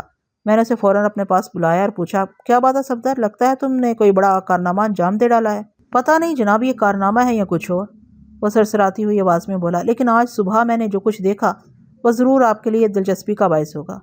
تم نے آج صبح ایسا کیا دیکھ لیا صفدر؟ میں سیدھا ہو کر بیٹھ گیا۔ مجھے بھی تو پتہ چلے آخر۔ جناب، آپ رات کو مجھے پیر جھنڈے شاہ کے مزار پر چھوڑ آئے تھے، وہ وضاحت کرتے ہوئے بولا۔ رات گئے تک میں مجاور سکندر سے باتیں کرتا رہا۔ میں نے گھما پھرا کر ہر زاویے سے اسے گھسنے کی کوشش کی، لیکن ہمارے مطلب کی کوئی بات سامنے نہ آ سکی۔ میں اس نتیجے پر پہنچا ہوں کہ نہ تو مجاور رانی کے اغوائی اس کی موت سے واقفیت رکھتا ہے، اور نہ ہی اسے گلاب خان اینڈ کمپنی کی کوئی خبر ہے۔ ہم مجاور سکندر کو مشکوک افراد کی فہرست میں شامل نہیں کر سکتے۔ یہ سب تو ٹھیک ہے۔ وہ سانس لینے کے لیے تھما تو میں نے سوال کیا، تم نے آج صبح کیا دیکھا؟ مجھے اس کے بارے میں بتاؤ۔ میں اسی طرف آ رہا ہوں ملک صاحب، وہ سلسلہ کلام کو آگے بڑھاتے ہوئے بولا۔ آج صبح میں رفع حاجت کے لیے کھیتوں کی طرف گیا تو میرا جی چاہا کہ تھوڑی سیر کر لوں تو جناب میں ٹہلتا ہوا اس طرف جا نکلا جہاں رانی کی لاش پڑی ملی تھی۔ میں چند لمحہ تک وہاں رکا، پھر آگے بڑھتا چلا گیا۔ پھر آگے کس طرف؟ میں نے چونک کر قطع کلامی کی۔ کیا تم نے نذیر کوٹ کی جانب رخ کیا تھا؟ کیا تم نے نذیر کوٹ کی جانب رخ کیا تھا؟ نہیں جناب، وہ نفی میں گردن ہلاتے ہوئے بولا۔ نذیر کوٹ تو وہاں سے شمال مشرق کی طرف پڑتا ہے۔ میں سیدھا مشرق کی سمت بڑھتا چلا گیا تھا۔ کوئی آدھا میل آگے جانے کے بعد میں ٹھٹک کر رک گیا اور میں نے ایک ایسا منظر دیکھا جس نے مجھے فی الفور آپ کے پاس آنے پر مجبور کر دیا ہے۔ بجھارتے نہیں ڈالو صفدر علی، میں نے قدرے سخت لہجے میں کہا۔ فوراً مجھے اس منظر کی تفصیل سے آگاہ کرو جس نے تمہیں بے چین کر کے میرے پاس پہنچا دیا ہے۔ ملک صاحب، میں نے کھیتوں کے بیچوں بیچ ایک ڈیرا دیکھا ہے، وہ انکشاف انگیز لہجے میں بولا۔ اس ڈیرے نے مجھے چونکا دیا اور تجسس کے ہاتھوں مجبور ہو کر میں ڈیرے تک جا پہنچا، لیکن اس کے اندر داخل ہونے کا مجھے موقع نہ مل سکا کیونکہ ڈیرے کے گیٹ پر ایک تالا جھول رہا تھا۔ میں نے ڈیرے کے چاروں طرف کا ایک چکر لگایا اور سن گن لینے کی کوشش کی، لیکن ڈیرے کے اندر مجھے زندگی کے آثار محسوس نہیں ہوئے۔ پھر تم نے کیا کیا؟ میں نے اضطراری لہجے میں پوچھا۔ میں سیدھا جھنڈے شاہ کے آستانے پر پہنچا، وہاں ناشتہ کیا، پھر آپ کی طرف آ گیا ہوں، صفدر نے بتایا۔ میں نے پوچھا، کیا تم نے مجاور سکندر سے اس ڈیرے کا تذکرہ کیا ہے؟ نہیں جناب، میں نے اس سلسلے میں سکندر سے کوئی بات نہیں کی۔ یہ تم نے عقل مندی کا ثبوت دیا ہے، میں نے کہا۔ کیا آپ اس ڈیرے کا معائنہ کرنے کے بارے میں سوچ رہے ہیں؟ صفدر نے میرے تاثرات کا جائزہ لیتے ہوئے کہا۔ ہاں، یہ تو بہت ضروری ہے، میں نے گہری سانس چھوڑتے ہوئے کہا۔ ہم ابھی اسی طرف روانہ ہو رہے ہیں کانسٹیبل، صفدر اس بات میں گردن ہلا کر رہ گیا۔ دوپہر کو ڈھلے کافی دیر ہو گئی تھی، تاہم دھوپ کی تمازت اور فضا کی حدت میں ابھی تک کوئی کمی واقع نہیں ہوئی تھی۔ آষاڑھ کا مہینہ ایسا ہی ظالم اور سفاک ہوتا ہے، یہ اپنی شدت سے ایک طرف کھڑی فصل کو پکاتا ہے تو دوسری جانب مہلوک خدا کی زندگی اجیرن کر کے رکھ دیتا ہے۔ بہرحال تمام موسم اللہ کے بنائے ہوئے ہیں اور اللہ کی ہر بات میں کوئی نہ کوئی حکمت چھپی ہوتی ہے۔ میں صفدر کی رہنمائی میں مذکورہ ڈیرے پر پہنچ گیا۔ آستانے سے ہم نے مجاور سکندر کو بھی اپنے ساتھ لے لیا تھا۔ صفدر کا کہنا بالکل درست تھا کہ ڈیرے پر تالا لگا ہوا تھا اور اندر کسی زیرو کے آثار محسوس نہیں ہوتے تھے۔ میں نے اس ڈیرے کے گرد و نواح کا بغور جائزہ لیا۔ نزدیک یا دور مجھے کوئی گاؤں دیہات نظر نہیں آیا۔ کھیتوں کے بیچوں بیچ بنے اس ڈیرے کو دیکھ کر عجیب سا محسوس ہوتا تھا۔ جس مقام سے کل مجھے رانی کی لاش ملی تھی وہاں سے ایک کچا راستہ موزہ نذیر کوٹ کی طرف جاتا تھا۔ یہ کچا راستہ در حقیقت نذیر کوٹ کو پیر جھنڈے شاہ کے آستانے سے ملاتا تھا جو بعد ازاں کچی سڑک سے جا ملتا تھا۔ یہ وہی کچی سڑک تھی جو سید آباد اور چاند نگر کے درمیان آمد و رفت کے لیے استعمال ہوتی تھی۔ جب میں صفدر کی میت میں اس خاموش ڈیرے کی طرف آیا تو ہمیں نذیر کوٹ کی جانب جانے والے راستے کو چھوڑنا پڑا تھا۔ یہ ڈیرا جائے وقوع سے عین مشرق میں 1 میل کے فاصلے پر واقع تھا۔ ڈیرے پر کھڑے کھڑے میری نگاہ نے 2 اور راستے بھی دریافت کر لیے۔ ایک راستہ ڈیرے سے شمال میں کھیتوں کے بیچوں بیچ چلا گیا تھا، دوسرا راستہ ڈیرے سے جنوبی سمت میں چلا گیا تھا۔ ڈیرے سے نکلنے والے اور ڈیرے تک پہنچانے والے راستوں کو میں نے ذہن میں محفوظ کر لیا اور مجاور سکندر کی طرف دیکھتے ہوئے پوچھا، سکندر بادشاہ، تمہارے خیال میں یہ ڈیرا کس کی ملکیت ہے؟ جناب، میری معلومات کے مطابق یہ ڈیرا نذیر کوٹ کے چودھری حکمت یار کا ہے، اس نے گہری سنجیدگی سے جواب دیا۔ پچھلے کافی عرصے سے تو یہ یوں ہی غیر آباد پڑا ہے، میں نے یہاں کسی کو رہتے نہیں دیکھا۔ نظر تو ابھی یہاں کوئی نہیں آ رہا، میں نے سوچ میں ڈوبے ہوئے لہجے میں کہا، لیکن میری چھٹی حس بار بار مجھے اطلاع دے رہی ہے کہ یہ ڈیرا غیر آباد نہیں۔ غیر آباد نہیں؟ سکندر نے چونک کر میری طرف دیکھا۔ کیا مطلب جی؟ اس کا مطلب ابھی کھل کر سامنے آ جائے گا۔ میں نے جواب تو مجاور سکندر کو دیا تھا، لیکن میری توجہ کا مرکز کانسٹیبل صفدر علی تھا۔ ملک صاحب، صفدر نے فوراً میرا ذہن پڑھ لیا، ہمیں اس ڈیرے کے اندر سے اجازت لینا چاہیے۔ میں بھی یہی سوچ رہا ہوں، میں نے اس بات میں گردن ہلا دی۔ صفدر بولا، ملک صاحب، میرا خیال ہے ہمیں دیوار پھلانگ کر ڈیرے کے اندر داخل ہو جانا چاہیے۔ سکندر بادشاہ، تم بھی ہمارے ساتھ ڈیرے کے اندر جاؤ گے، میں نے گہری سنجیدگی سے کہا، اور اس امر کے گواہ رہو گے کہ میں محض خانہ تلاشی کے لیے ڈیرے میں داخل ہوا تھا اور یہ تلاشی میں نے تمہاری آنکھوں کے سامنے لی ہے۔ تو میری بات سمجھ رہے ہو نا؟ جی، اس نے پلکیں جھپکائی۔ بڑی چنگی طرح سمجھ آؤں تھانے دار صاحب۔ چلو پھر کریں بسم اللہ۔ تھوڑی ہی دیر کے بعد ہم ڈیرے کے اندر تھے۔ وہ عام ڈیروں ہی جیسا ایک ڈیرا تھا، وسیع اور اس صحن اور عقبی حصے میں 2-3 کمرے بنے ہوئے، لیکن وہاں کوئی بندہ بشر نظر نہیں آتا تھا، نہ ہی مال مویشی۔ صحن میں مختلف اقسام کے 4-5 درخت بھی استادہ دکھائی دیتے تھے۔ میں نے اندر پہنچتے ایک دیوار کے ساتھ بنی کھرلیوں کا رخ کیا۔ یہ میرا ایک غیر ارادی عمل تھا۔ میرے اندر سے ایک آواز اٹھی تھی کہ مجھے اس طرف جانا چاہیے، اور یہ آواز بے سبب نہیں تھی۔ 1-2 کھرلیوں میں تازہ چارہ دیکھ کر میں چونک اٹھا۔ جب ڈیرے پر کوئی مال مویشی یا جانور نظر نہیں آ رہا تھا تو پھر کھرلیوں میں تازہ چارے کی موجودگی کیا معنی رکھتی تھی؟ کھرلیوں سے پلٹ کر میں کچے صحن کی زمین کا بغور جائزہ لینے لگا۔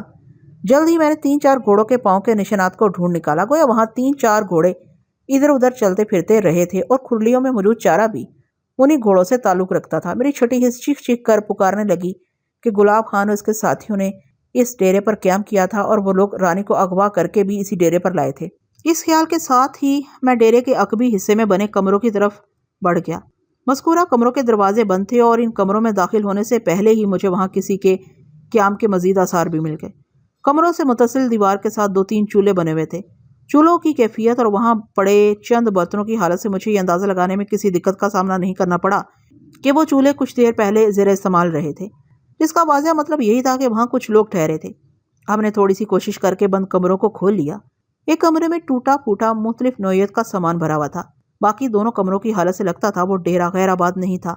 کمروں کے اندر چارپائیاں اور بستر وغیرہ لگے ہوئے تھے۔ ایک دیوار کے ساتھ کھوٹیوں پر 3-4 جوڑے مردانہ بھی ٹنگے نظر آ رہے تھے۔ ان کپڑوں کی موجودگی نے اس امر پر مہر تصدیق ثبت کر دی تھی کہ وہ ڈیرا کسی بھی قیمت پر غیر آباد نہیں تھا۔ میں فرش پر اکڑوں بیٹھ گیا اور گردن چکا کر چارپائیوں کے نیچے نگاہ دوڑائی۔ ایک چارپائی کے نیچے بڑا سا چوبی صندوق رکھا نظر آیا۔ میں نے وہ صندوق کھینچ کر باہر نکال لیا۔ صندوق کو تالا بند نہیں کیا گیا تھا، جو اس بات کا ثبوت تھا کہ اس کے اندر کوئی اہم یا قیمتی چیز نہیں ہوگی۔ میں نے اسی بات کی تصدیق کے لیے مذکورہ صندوق کھولیا۔ پھر میری حیرت کے انتہا نہ رہی۔ مذکورہ صندوق کے اندر صرف 2 چیزیں رکھی ہوئی دکھائی دیں، ایک انگوری رنگ کا دوپٹہ اور دوسری زنانہ سلیپر۔ میرے تخیل نے پرواز کی اور جائے وقوع پر پہنچ گیا جب میں نے پہلی مرتبہ رانی کی لاش کو دیکھا تھا۔ اس کے بدن پر پھولدار قمیض اور پلین شلوار تھی۔ اس لباس میں ہلکا سبز رنگ غالب نظر آتا تھا اور مردہ رانی پاؤں سے ننگی تھی۔ انگوری دوپٹے اور زنانہ سلیپر نے رانی کو پیش آنے والی صورت و حالات کی وضاحت کر دی تھی۔ اب اس امر میں کسی شک و شبے کی گنجائش نہیں رہی تھی کہ رانی کو اغوا کر کے اسی ڈیرے پر لایا گیا تھا اور اس کی موت بھی ادھر ہی واقع ہوئی تھی۔ اس نتیجے پر پہنچنے کے بعد گلاب خان اینڈ کمپنی نے اس ڈیرے کو اپنا اڈا بنا رکھا تھا۔ میرے رگو پے میں ایک سنسنی خیز لہر سی دوڑ گئی۔ اللہ بخش کے مطابق گلاب خان کسی بڑے جرائم پیشہ شخص کا اعلی کار تھا، تاہم اس ڈیرے کی حالت، رانی کی موت، رانی کے اغوا اور اللہ بخش کی بیان کردہ کہانی اسی جانب واضح اشارے کرتی دکھائی دیتے تھے۔ اس تمام تر کھٹ راگ میں میرے لیے اطمینان کا پہلو یہ تھا کہ گلاب خان اپنے ساتھیوں کے ہمراہ دوبارہ وہاں آئے گا، کیونکہ ان کے کپڑے لتے اور دوسرا سامان ابھی تک وہیں رکھا ہوا تھا۔ جب صورت حالات روز روشن کی طرح واضح ہو گئی تو مجاور سکندر نے کہا، تھانے دار صاحب، یہ دوپٹہ اور جوتی تو وہ اسی بدنصیب لڑکی کی لگتی ہے کل جس کی لاش یہاں سے آپ اٹھا کر لے گئے تھے۔ تمہارا اندازہ بالکل درست ہے سکندر بادشاہ، میں نے اس کی آنکھوں میں دیکھتے ہوئے کہا۔ رانی کو اغوا کرنے والوں نے اس ڈیرے کو اپنا ٹھکانہ بنا رکھا ہے، یہ تو تم نے اپنی آنکھوں سے دیکھ لیا، لیکن حیرت کی بات یہ ہے کہ تمہیں ان لوگوں کے بارے میں کچھ خبر ہی نہیں، جبکہ یہاں سے تمہارا آستانہ زیادہ سے زیادہ آدھے میل کی دوری پر ہے۔ آپ میری بات کا یقین کریں سرکار، وہ ملتجانہ انداز میں بولا، میں رانی کے اغوا، اس کی موت یا اسے اغوا کرنے والوں کے بارے میں کچھ نہیں جانتا۔ یہ ڈیرا تو کافی عرصے سے غیر آباد پڑا ہوا ہے اور میرا اس طرف آنا جانا بھی نہیں ہوتا۔ تم نے کیا بتایا تھا یہ ڈیرا کس کی ملکیت ہے؟ میں نے پوچھا۔ سکندر نے جواب دیا، چودھری حکمت یار کی جناب۔ حکمت یار موزہ نذیر کوٹ کا وہ چودھری ہے نا؟ جی ہاں۔ کیا کل سے اب تک نذیر کوٹ سے کسی نے آ کر پوچھا ہے کہ یہاں کس لڑکی کی لاش ملی ہے؟ میں نے سوال کیا۔ اس نے نفی میں گردن ہلائی، نہیں جناب، حالانکہ ایسا ہونا چاہیے تھا۔ میں نے ایک لفظ پر زور دیتے ہوئے کہا، رانی کی لاش کو رفاقت اس کی بیوی رشیدہ نے دریافت کیا تھا۔ یہ جوڑا موزہ نذیر کوٹ کا رہنے والا ہے، انہوں نے گاؤں جا کر اس اندھوناک واقعے کا ذکر تو کیا ہوگا۔ یہ ممکن نہیں ہے کہ اس کے بعد وہاں سے کوئی ادھر کا رخ نہ کرے۔ مجھے خود بھی اس بات پر حیرت ہے، وہ آنکھیں پھیلاتے ہوئے بولا، اب یہی ہو سکتا ہے کہ رفاقت اور رشیدہ نے گاؤں واپس جا کر اپنی زبان بند رکھی ہو۔ ایسا ممکن تو نظر نہیں آتا اور یہ انسانی فطرت کے بھی خلاف ہے، میں نے متاسفانہ انداز میں کہا۔ بہرحال دیکھتے ہیں آگے کیا ہوتا ہے۔ کانسٹیبل صفدر نے مجھ سے پوچھا، ملک صاحب اب کیا کرنا ہے؟ کیا کرنا ہے؟ میں نے زیر لب دہرایا، پھر سکندر کی طرف دیکھتے ہوئے کہا، سکندر بادشاہ آپ تو جاؤ واپس آستانے پر، اگر میری ضرورت ہو تو میں رک جاتا ہوں۔ سکندر نے کہا، نہیں، میں نے قطعیت سے کہا، ٹھیک ہے جی، جو آپ کا حکم۔ وہ جانے کے لیے مڑا تو میں نے تنبیہی انداز میں کہا، سکندر بادشاہ اس حوالے سے اپنی زبان بند رکھنا کہ پولیس نے یہ ڈیرا دریافت کر لیا ہے۔ میں سمجھ گیا جناب، آپ بے فکر ہو جائیں۔ سکندر مجاور کے جانے کے بعد میں نے کانسٹیبل صفدر سے کہا، صفدر میں تو یہ محسوس کر رہا ہوں کہ اگر اس ڈیرے کو گلاب خان اس کے ساتھیوں نے اپنا مسکن بنا رکھا ہے تو وہ دوبارہ ادھر ضرور آئیں گے اور وہ رات ہی میں ادھر کا رخ کریں گے۔ میں نے گہری سنجیدگی سے کہا، جب تک ہم تھانے کا ایک چکر لگا لیتے ہیں، وہاں کی خیر خبر رکھنا بھی ضروری ہے۔ آپ ٹھیک کہتے ہیں ملک صاحب، چلو پھر چلیں۔ ہم گھوڑوں پر سوار ہو کر وہاں سے رخصت ہونے لگے تو میں نے گھوڑے کا رخ جنوبی سمت میں موڑ لیا۔ صفدر نے چونک کر میری طرف دیکھا اور پوچھا، ملک صاحب یہ آپ کس طرف جا رہے ہیں؟ میں نے سرسری انداز میں کہا، ہم تھانے جا رہے ہیں۔ لیکن ہم آئے تو ادھر سے تھے۔ اس نے پیر جھنڈے شاہ کے آستانے کی سمت اشارہ کیا، اور اب آپ کسی دوسری طرف چل پڑے ہیں۔ یہ ضروری تو نہیں کہ ہم جس راستے سے آئے ہیں اسی سے واپس بھی جائیں۔ میں نے گھوڑا آگے بڑھاتے ہوئے کہا، انسان کو نئی نئی راہیں دریافت کرتے رہنا چاہیے۔ میرا خیال ہے یہ راستہ مین روڈ کی طرف نکلے گا، ادھر سے چلتے ہیں۔ مین روڈ سے سیدھے تھانے کی طرف نکل جائیں گے۔ ٹھیک ہے جناب، جیسا آپ کہیں، صفدر نے رضامندی ظاہر کرتے ہوئے کہا۔ ہم گھوڑوں کو مناسب رفتار سے دوڑاتے ہوئے اپنی منزل کی جانب چل پڑے۔ میرا اندازہ 100% درست نکلا۔ ڈیرے سے نکلنے والا وہ کچا راستہ مین روڈ سے آ ملا تھا اور ایک محتاط حساب کے مطابق یہ فاصلہ 2 میل کے لگ بھگ رہا ہوگا۔ مین روڈ پر آ کر ہم نے گھوڑوں کو مشرق کی سمت ڈال دیا۔ یہ روڈ ہمیں نیا سعید آباد تک پہنچانے کے لیے کسی نعمت سے کم نہیں تھی۔ جب میں تھانے پہنچا تو ایک ٹیم میرے انتظار میں بیٹھی تھی۔ جیسا کہ میں پہلے بتا چکا ہوں، میں نے 2 افراد پر مشتمل 3 ٹیمیں تشکیل دے کر ادھر ادھر کے علاقوں میں پھیلا دی تھی تاکہ وہ رانی اور گلاب خان کے بارے میں معلومات حاصل کر سکے۔ انہی میں سے ایک ٹیم میرا انتظار کر رہی تھی۔ مذکورہ ٹیم کانسٹیبل ارشاد اور اسلم پر مشتمل تھی۔ میں نے فوراً انہیں اپنے پاس بلا لیا۔ ہاں بھائی، وہ دونوں میرے سامنے آ کر بیٹھے تو میں نے باری باری ان کے چہروں کا جائزہ لیتے ہوئے کہا، لگتا ہے کوئی سنسنی خیز رپورٹ لے کر آئے ہو۔ جی ملک صاحب، ارشاد نے اس بات میں گردن ہلائی، بڑی خاص رپورٹ ہے۔ ہم نے گلاب خان اور اس کے ساتھیوں کا سراغ لگا لیا ہے۔ تفصیل کیا ہے؟ میں سیدھا ہو کر بیٹھ گیا۔ اسلم نے بتایا، جناب، مین روڈ پر کوئی 2.25 میل مغرب کی طرف جائیں تو وہاں سڑک کے کنارے ایک چھپر ہوٹل ہے۔ اس ہوٹل کے مالک رب نواز نے بتایا ہے کہ وہاں سے 3 گھڑ سوار اکثر گزرتے ہیں۔ یہ سلسلہ پچھلے 1-2 ماہ سے جاری ہے۔ 3 گھڑ سوار؟ میں نے سوچ میں ڈوبے ہوئے لہجے میں کہا، کیا ہوٹل والے رب نواز نے گلاب خان کا نام لے کر تمہیں یہ اطلاع دی ہے؟ نہیں جناب، ارشاد نفی میں گردن ہلاتے ہوئے بولا، رب نواز ان 3 میں سے کسی شخص کے نام سے واقف نہیں۔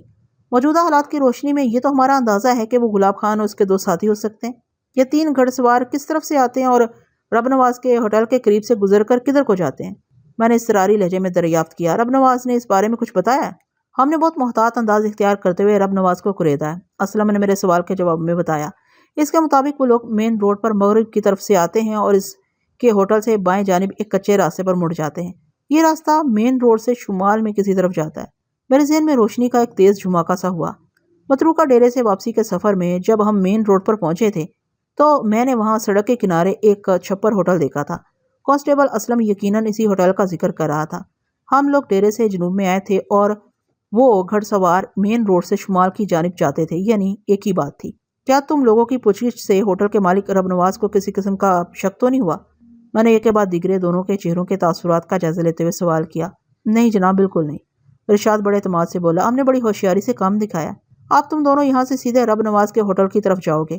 میں نے ایک لفظ پر زور دے کر تہمکانہ انداز میں کہا، اور نہایت ہی چابک دستی سے رب نواز کے ہوٹل پر نظر رکھو گے۔ پھر جیسے ہی تمہیں وہ گھڑ سوار نظر آئیں فوراً سے بیشتر تھانے آ کر مجھے اطلاع دو گے۔ تم میں سے ایک ادھر ہی ٹھہرے گا، دوسرا میرے پاس آئے گا، ٹھیک ہے؟ جی ملک صاحب، وہ بیک زبان ہو کر بولے، بالکل ٹھیک ہے۔ اسلم اور ارشاد کو رخصت کرنے کے بعد میں صفدر کی جانب متوجہ ہو گیا۔ صفدر، تم کانسٹیبل فرید کو اپنے ساتھ لے کر پیر جھنڈے شاہ کے آستانے پر چلے جاؤ۔ تم دونوں وہیں ڈیرا جما کر بیٹھو گے اور ارد گرد کے ماحول پر گہری نظر رکھو گے۔ سمجھ رہے ہو نا میری بات؟ جی سمجھ گیا ملک صاحب۔ شاباش۔ ایک بات پوچھوں ملک صاحب؟ ہاں ضرور پوچھو۔ آپ کا اپنا پروگرام کیا ہے؟ صفدر، میں نے گہری سنجیدگی سے کہا، اگر گلاب خان یا اس کے ساتھیوں ہی نے رانی کو موت سے ہمکنار کیا ہے تو پھر وہ ایک دن کے لیے ادھر کا رخ نہیں کریں گے۔ اس دوران میں تھانے میں رہ کر چند ضروری کام نپٹا لوں گا۔ کانسٹیبل صفدر نے مجھ سے مزید کوئی سوال نہیں کیا۔ میں رات تک تھانے میں بیٹھا اسی کیس کا تانا بانا سلجھانے کی کوشش کرتا رہا، پھر اٹھ کر اپنے کوارٹر کی طرف آ گیا۔ رات کو میں سونے کے لیے لیٹا تو بھی گلاب خان والا معاملہ میرے دماغ سے چپکا ہوا تھا۔ اب تک کے سلسلے میں مجھے جو معلومات حاصل ہوئی تھی، ان کی روشنی میں گلاب خان پر ہاتھ ڈالنے کے لیے متروکہ ڈیرے کی کڑی نگرانی بہت ضروری تھی، لیکن اس سے پہلے مجھے ایک اور اہم کام بھی کرنا تھا۔ میں ایک نتیجے پر پہنچنے کے بعد سو گیا۔ اگلی صبح میں نے ASI جمشید خان کو خصوصی ہدایات دیں اور خود ہیڈ کوارٹر کی طرف چلا گیا۔ میں نے علاقہ SP سے ملاقات کی اور انہیں تازہ ترین صورتحال سے آگاہ کیا۔ SP صاحب نے پوری توجہ سے میری بات سنی اور میرے خاموش ہونے پر انہوں نے کہا، صفدر حیات، یہ بندہ اللہ بخش کون ہے؟ جناب، وہ پرانا سعید آباد میں رہتا ہے۔ میں نے جواب دیا، کسی زمانے میں اللہ بخش شہر میں رہا کرتا تھا، اب طویل عرصے سے ادھر گاؤں میں ہے اور کھیتی باڑی کرتا ہے۔ اس کی ایک جوان بیٹی ہے شبنم، جو متوفی رانی کی بڑی گہری دوست ہے۔ میں نے رپورٹ پیش کرتے ہوئے SP صاحب کو اللہ بخش سے حاصل ہونے والی معلومات کے بارے میں بڑی تفصیل کے ساتھ بتایا تھا۔ اللہ بخش پر خصوصی نگاہ رکھنے کی ضرورت ہے، وہ سوچ میں ڈوبے ہوئے لہجے میں بولے۔ گلاب خان اور اس کے سرغنہ کے بارے میں اس کی معلومات بڑی حیرت انگیز ہے، ہو سکتا ہے کہ اللہ بخش کا کنیکشن انہی لوگوں سے ہو۔ سر، مجھے ایسا محسوس نہیں ہوتا، میں نے صاف کوئی کا مظاہرہ کرتے ہوئے کہا، اگر آپ کا حکم ہے تو میں اسے نظر میں رکھوں گا۔ صفدر حیات، وہ گمبھیر انداز میں مجھے مخاطب کرتے ہوئے بولے، میں نے پہلے تمہیں نہیں بتایا تھا، لیکن حقیقت یہی ہے کہ ہم جس اسمگلر گروہ کی طاق میں ہیں اور جن کے بارے میں تمہیں بتایا گیا تھا، ان لوگوں کا تعلق اسی سرغنہ بدنام زمانہ شخص ہی سے ہے، اور اللہ بخش کے انکشاف کے بعد وہ گلاب خان کے سوا اور کوئی نہیں ہو سکتا، تمہیں بہت زیادہ ہوشیار رہنا ہوگا۔ آپ مجھ پر بھروسہ رکھیں سر، میں نے بڑے عزم سے کہا۔ میں بہت جلد آپ کو خوشخبری سناؤں گا۔ ویری گڈ، انہوں نے تعریفی نظر سے مجھے دیکھا۔ تم جو بھی لائے عمل ترتیب دو، میرا مشورہ ہے کہ اللہ بخش کو نظر انداز نہیں کرنا۔ آپ بالکل بے فکر ہو جائیں سر، میں نے گہری سنجیدگی سے کہا۔ میں اس مشن میں اللہ بخش کو ایک لمحے کے لیے بھی فراموش نہیں کروں گا۔ شاباش، وہ گردن کی اس باتی جنبش کے ساتھ بولے۔ اگر اس کام کے لیے تمہارے تھانے کی نفری کم پڑ رہی ہے تو میں کوئی اور بندوبست کرتا ہوں۔ نہیں سر، میں کام چلا لوں گا، میں نے بڑے اعتماد سے کہا۔ آپ بالکل پریشان نہ ہو، میں آپ کو کسی شکایت کا موقع نہیں دوں گا۔ میری دعائیں تمہارے ساتھ ہیں، ایس پی صاحب نے کہا۔ میں ان سے رخصت لے کر ہیڈ کوارٹر سے نکل آیا۔ ضلعی اسپتال بھی تھوڑے فاصلے پر واقع تھا۔ میں ایک سوچ کے زیر اثر سرکاری اسپتال پہنچ گیا۔ میں نے ڈیوٹی ڈاکٹر سے ملاقات کی اور اسے اپنی آمد کی غرض و غایت سے آگاہ کیا۔ مذکورہ ڈاکٹر نے مجھے بتایا کہ متوفی رانی کا پوسٹ مارٹم ہو چکا ہے اور ابتدائی رپورٹ بھی تیار ہے۔ آج دوپہر کے بعد لاش کو اسپتال سے روانہ کرنے کا ارادہ تھا۔ میں اتفاق سے ادھر آ ہی گیا ہوں تو لاش کو بھی اپنے ساتھ لے جاتا ہوں، میں نے ڈیوٹی ڈاکٹر سے کہا۔ اگر اس میں آپ کی طرف سے کوئی انتظامی رپورٹ نہ ہو تو کوئی رکاوٹ نہیں ہے، ڈیوٹی ڈاکٹر نے جواب دیا۔ بس آپ کو لگ بھگ آدھا گھنٹہ انتظار کرنا ہوگا، کچھ ضروری بندوبست کرنا ہوگا۔ ٹھیک ہے، میں آدھے گھنٹے کے بعد آ جاتا ہوں، میں نے کہا۔ جب تک ادھر شہر میں ایک دو کام ہیں انہیں نپٹا لیتا ہوں۔ واضح رہے کہ اس روز میرے اور ایس پی صاحب کے درمیان گلاب خان اس کے سرغنہ کے حوالے سے خاصی تفصیلی بات چیت ہوئی تھی، لہٰذا بنا کسی ٹھوس ثبوت کے اس پر ہاتھ نہیں ڈالا جا سکتا۔ میں نے ایس پی صاحب سے وعدہ کیا تھا کہ میں انہیں گلاب خان کی گرفتاری کی شکل میں ایک ٹھوس ثبوت فراہم کروں گا۔ میں آدھے پونے گھنٹے تک شہر میں ادھر ادھر گھومتا رہا، پھر رانی کی پوسٹ مارٹم شدہ لاش کے ساتھ سعید آباد آ گیا۔ میں نے تھانے جانے کی بجائے سیدھا رانی کے گھر واقع پرانا سعید آباد کا رخ کیا تھا کہ رانی کی لاش کو اس کے ورثاء کے حوالے کر سکوں۔ اس طرح وہ تھانے آنے اور لاش لے جانے کی زحمت سے محفوظ رہتے۔ میں نے مختلف کاغذات پر شوکت علی کے دستخط لے کر قانونی تقاضے پورے کیے اور واپس تھانے آ گیا۔ پوسٹ مارٹم کی ابتدائی رپورٹ میں نے واپسی کے سفر کے دوران ہی پڑھ لی تھی، جس کے مطابق رانی کی موت اس کے اغوا کے بعد آنے والی رات کو واقع ہوئی تھی۔ اس کی موت کا وقت نصف شب کے آس پاس بتایا گیا تھا اور سبب کے ذیل میں درج تھا کہ متوفی کا سر بڑے طوفانی انداز میں کسی ٹھوس شے سے ٹکرایا تھا، جس کے نتیجے میں وہ زندگی ہار بیٹھی تھی۔ شام سے تھوڑی دیر پہلے میں نے A S I Jamshed Khan کو اپنے کمرے میں بلایا۔ وہ آ کر میرے سامنے بیٹھ چکا تو میں نے کہا، جمشید خان، کام کیسا چل رہا ہے؟ ایک دم فرسٹ کلاس ملک صاحب، اس نے جواب دیا۔ میں تمہارا کام بڑھانا چاہتا ہوں، میں نے اس کی آنکھوں میں دیکھتے ہوئے کہا۔ گھبرا تو نہیں جاؤ گے؟ بالکل نہیں جناب، وہ نفی میں گردن ہلاتے ہوئے بولا۔ ہمارے تھانے میں تو ویسے بھی کام بہت کم ہوتا ہے، مجھے بڑی خوشی ہوگی کہ اگر آپ مجھے کوئی مشن سونپیں گے۔ بس تو سمجھ لو آج سے بلکہ ابھی سے 8-10 دن کے لیے تم ایک خصوصی مشن پر ہو، میں نے معنی خیز انداز میں کہا۔ لیکن یہ مشن انڈور ہوگا، اس تھانے کی 4 دیواری کے اندر۔ وہ حیرت بھری نظر سے مجھے تکنے لگا۔ میں کچھ سمجھا نہیں ملک صاحب۔ میں آنے والے چند روز بہت مصروف رہوں گا، میں نے وضاحت کرتے ہوئے کہا۔ اکثر مجھے تھانے سے باہر کارروائی کے لیے جانا پڑے گا اور میرے غیاب میں تم یہاں کے تھانہ انچارج ہوگے۔ او، اس کی آنکھیں چمک اٹھی۔ میرے لیے تو یہ بڑے اعزاز کی بات ہوگی۔ اب اس اعزاز کی حفاظت کرنا تمہاری ذمہ داری ہے، میں نے گمبھیر انداز میں کہا۔ یہ تمہاری نیٹ پریکٹس ہے، آخر آگے چل کر ایک نہ ایک دن تمہیں بھی تو تھانے دار بننا ہے۔ ملک صاحب، اللہ آپ کی زبان مبارک کرے، اس کی باتیں کھل گئی۔ آمین، میں نے تہہ دل سے کہا۔ یہ رانی کی تدفین کے 3-4 روز بعد کا واقعہ ہے۔ میں تھانے میں بیٹھا روزمرہ کے امور نپٹا رہا تھا۔ وہ شام کا وقت تھا، مجھے اطلاع ملی کہ کانسٹیبل اسلم مجھ سے ملنے آیا ہے۔ اسلم کے اکیلے آنے کا مقصد یہی تھا کہ وہ کوئی نہایت ہی اہم خبر لایا ہوگا اور وہ خبر یقیناً گلاب خان سے متعلق ہوگی۔ میں نے اسلم کو اپنے پاس بلا کر استفسار کیا تو اس نے بتایا، ملک صاحب، ابھی تھوڑی دیر پہلے وہ 3 گھڑ سوار رب نواز کے ہوٹل کے پاس سے گزر کر کھیتوں والے راستے کی طرف گئے ہیں۔ میں اس سنسنی خیز اطلاع کے بعد ریڈ الرٹ ہو گیا اور کانسٹیبل اسلم سے پوچھا، ان لوگوں کو آپ دونوں کی نگرانی کے حوالے سے کوئی شک تو نہیں ہوا؟ بالکل نہیں ملک صاحب، وہ بڑے اعتماد سے بولا۔ کیا ان لوگوں نے گھوڑوں پر کوئی سامان وغیرہ بھی لاد رکھا تھا؟ میں نے فوری خیال کے تحت سوال کیا۔ اسلم نے اس بات میں گردن ہلائی۔ جی ملک صاحب، 2 گھوڑوں پر 2 بڑے بیگ بھی موجود تھے۔ ٹھیک ہے، تم واپس ارشاد کے پاس جاؤ، میں نے تہمکانہ انداز میں کہا۔ آج کی رات تم دونوں کو جا کر ڈیوٹی دینا ہے۔ اگر وہ گھڑ سوار افراتفری میں واپس آتے دکھائی دیں تو انہیں قابو کرنے کی کوشش کرنا، وہ بچ کر نہیں جانا چاہیے۔ ان پر گرفت حاصل کرنے کے لیے گولی شولی بھی چلانا پڑے تو ایک لمحے کی تاخیر نہ کرنا۔ تو میرا مطلب سمجھ رہے ہو نا؟ جی ملک صاحب، ان کو قابو کرنے کے سلسلے میں آپ کا حکم تو اچھی طرح سمجھ آ رہا ہے، مگر وہ افراتفری میں واپس کیوں آئیں گے؟ اس سلسلے میں تمہیں اپنے دماغ کو تھکانے کی ضرورت نہیں اسلم، میں نے سوچ میں ڈوبے ہوئے لہجے میں کہا۔ تھکے ہوئے ذہن کے ساتھ تم چوکس رہ کر ڈیوٹی نہیں دے سکو گے، بس اتنا سمجھ لو کہ میں آج کی رات ہانکا کرنے جا رہا ہوں۔ اس نے بڑے معنی خیز انداز میں سر کو اس باتی جنبش دی اور مجھے سلام کر کے کمرے سے نکل گیا۔ میں نے A S I Jamshed Khan کو اپنے پاس بلا کر چند ہنگامی ہدایات دیں، پھر ضروری تیاری کے بعد پرانا سعید آباد کی جانب روانہ ہو گیا۔ جب میں نے اللہ بخش کو بتایا کہ آج کی رات وہ بھی مشن گلاب خان میں میرے ساتھ ہوگا تو وہ خوشی کا اظہار کرنے لگا۔ ہم نے شبنم کو شوکت علی کے گھر پر چھوڑا اور پیر جھنڈے شاہ کے مزار کی جانب روانہ ہوئے۔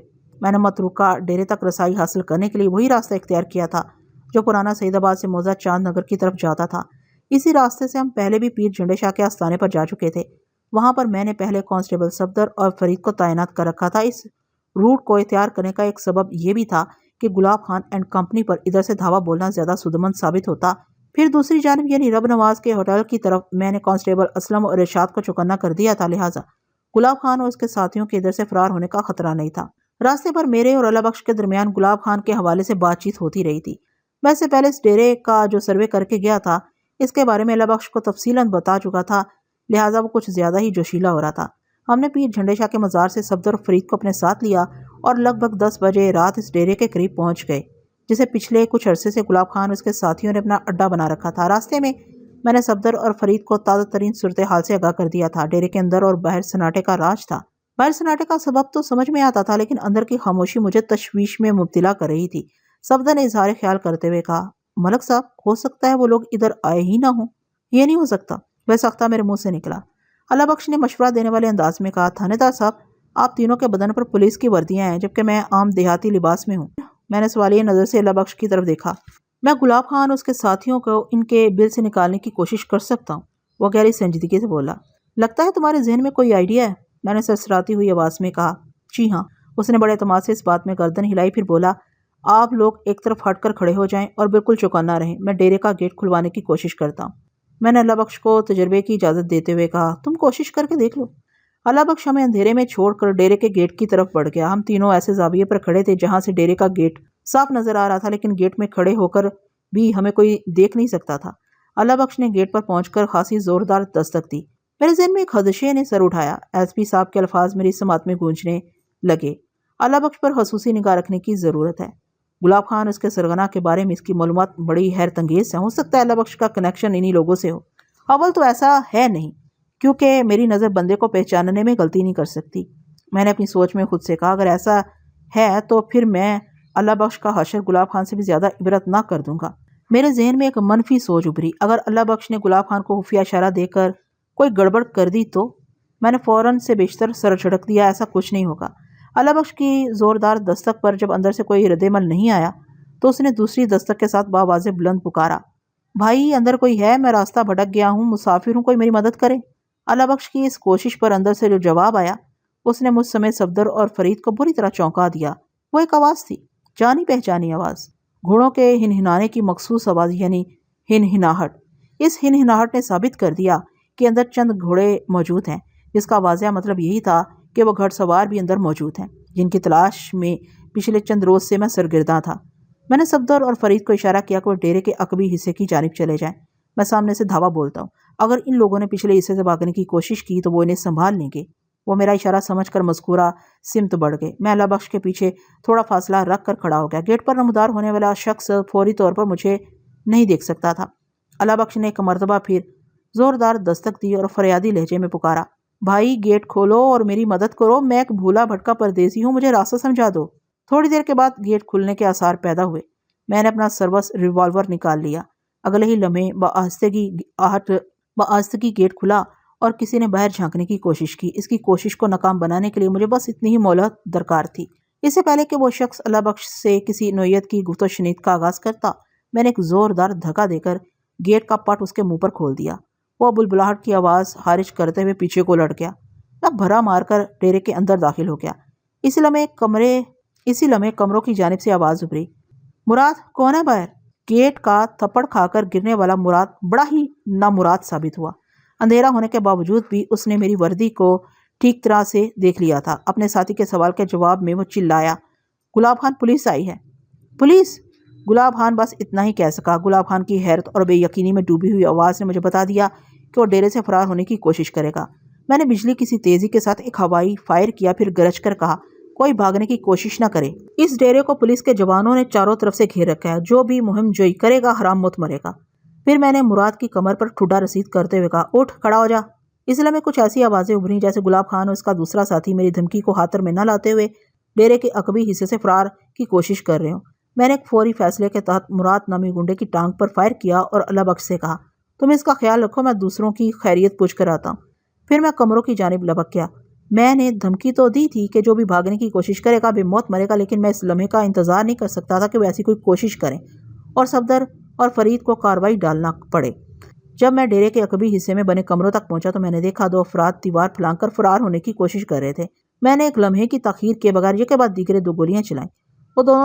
وہ دونوں دردناک آوازیں خارج کرتے ہوئے دھڑام سے ڈیرے کے اندرونی حصے میں گرے۔ میں نے فائر کرتے وقت اس بات کا خیال رکھا تھا کہ ان کے جسم کا زیریں حصہ ہی متاثر ہو۔ میں بھاگ کر ان کے سر پر پہنچ گیا اور ٹارچ جلا کر ان کا معائنہ کرنے لگا۔ اتنی دیر میں صفدر اور فرید بھی ڈیرے کے اندر آ گئے تھے۔ انہوں نے فوری کارروائی کے طور پر مراد کو اپنے قبضے میں کر لیا۔ اللہ بخش میری جانب لپکا اور زمین پر پڑے 2 افراد میں سے ایک مچھل کی طرف اشارہ کرتے ہوئے چلایا، ملک صاحب یہی ہے گلاب خان۔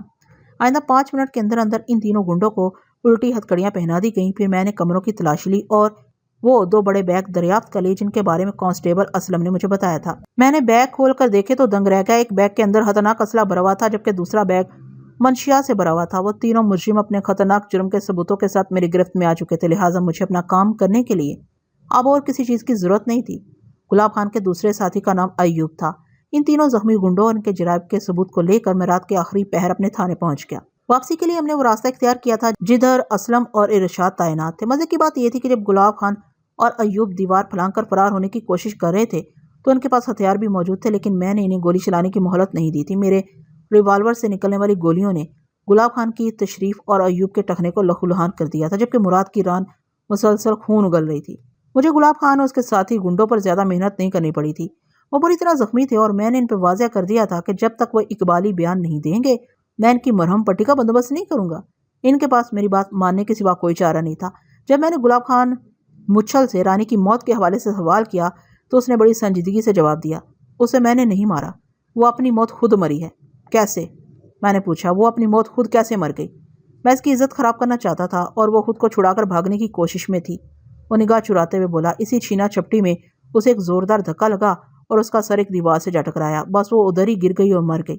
رانی تو مر گئی، بچو گے تم بھی نہیں؟ میں نے خوخار لہجے میں کہا، تم جس کے خاص آدمی ہو ہم جانتے ہیں۔ میں نے تمہیں تمہارے جرائم کے ثبوت کے ساتھ گرفتار کیا ہے، تمہاری باقی کی زندگی جیل کی دیواروں کے پیچھے گزرے گی۔ میں اتنا سخت چلان بناؤں گا کہ تمہارا سرغنا تو کیا، اس کا باپ بھی تمہیں نہیں چھڑا سکے گا۔ وہ مدہوش نظر سے مجھے دیکھنے لگا۔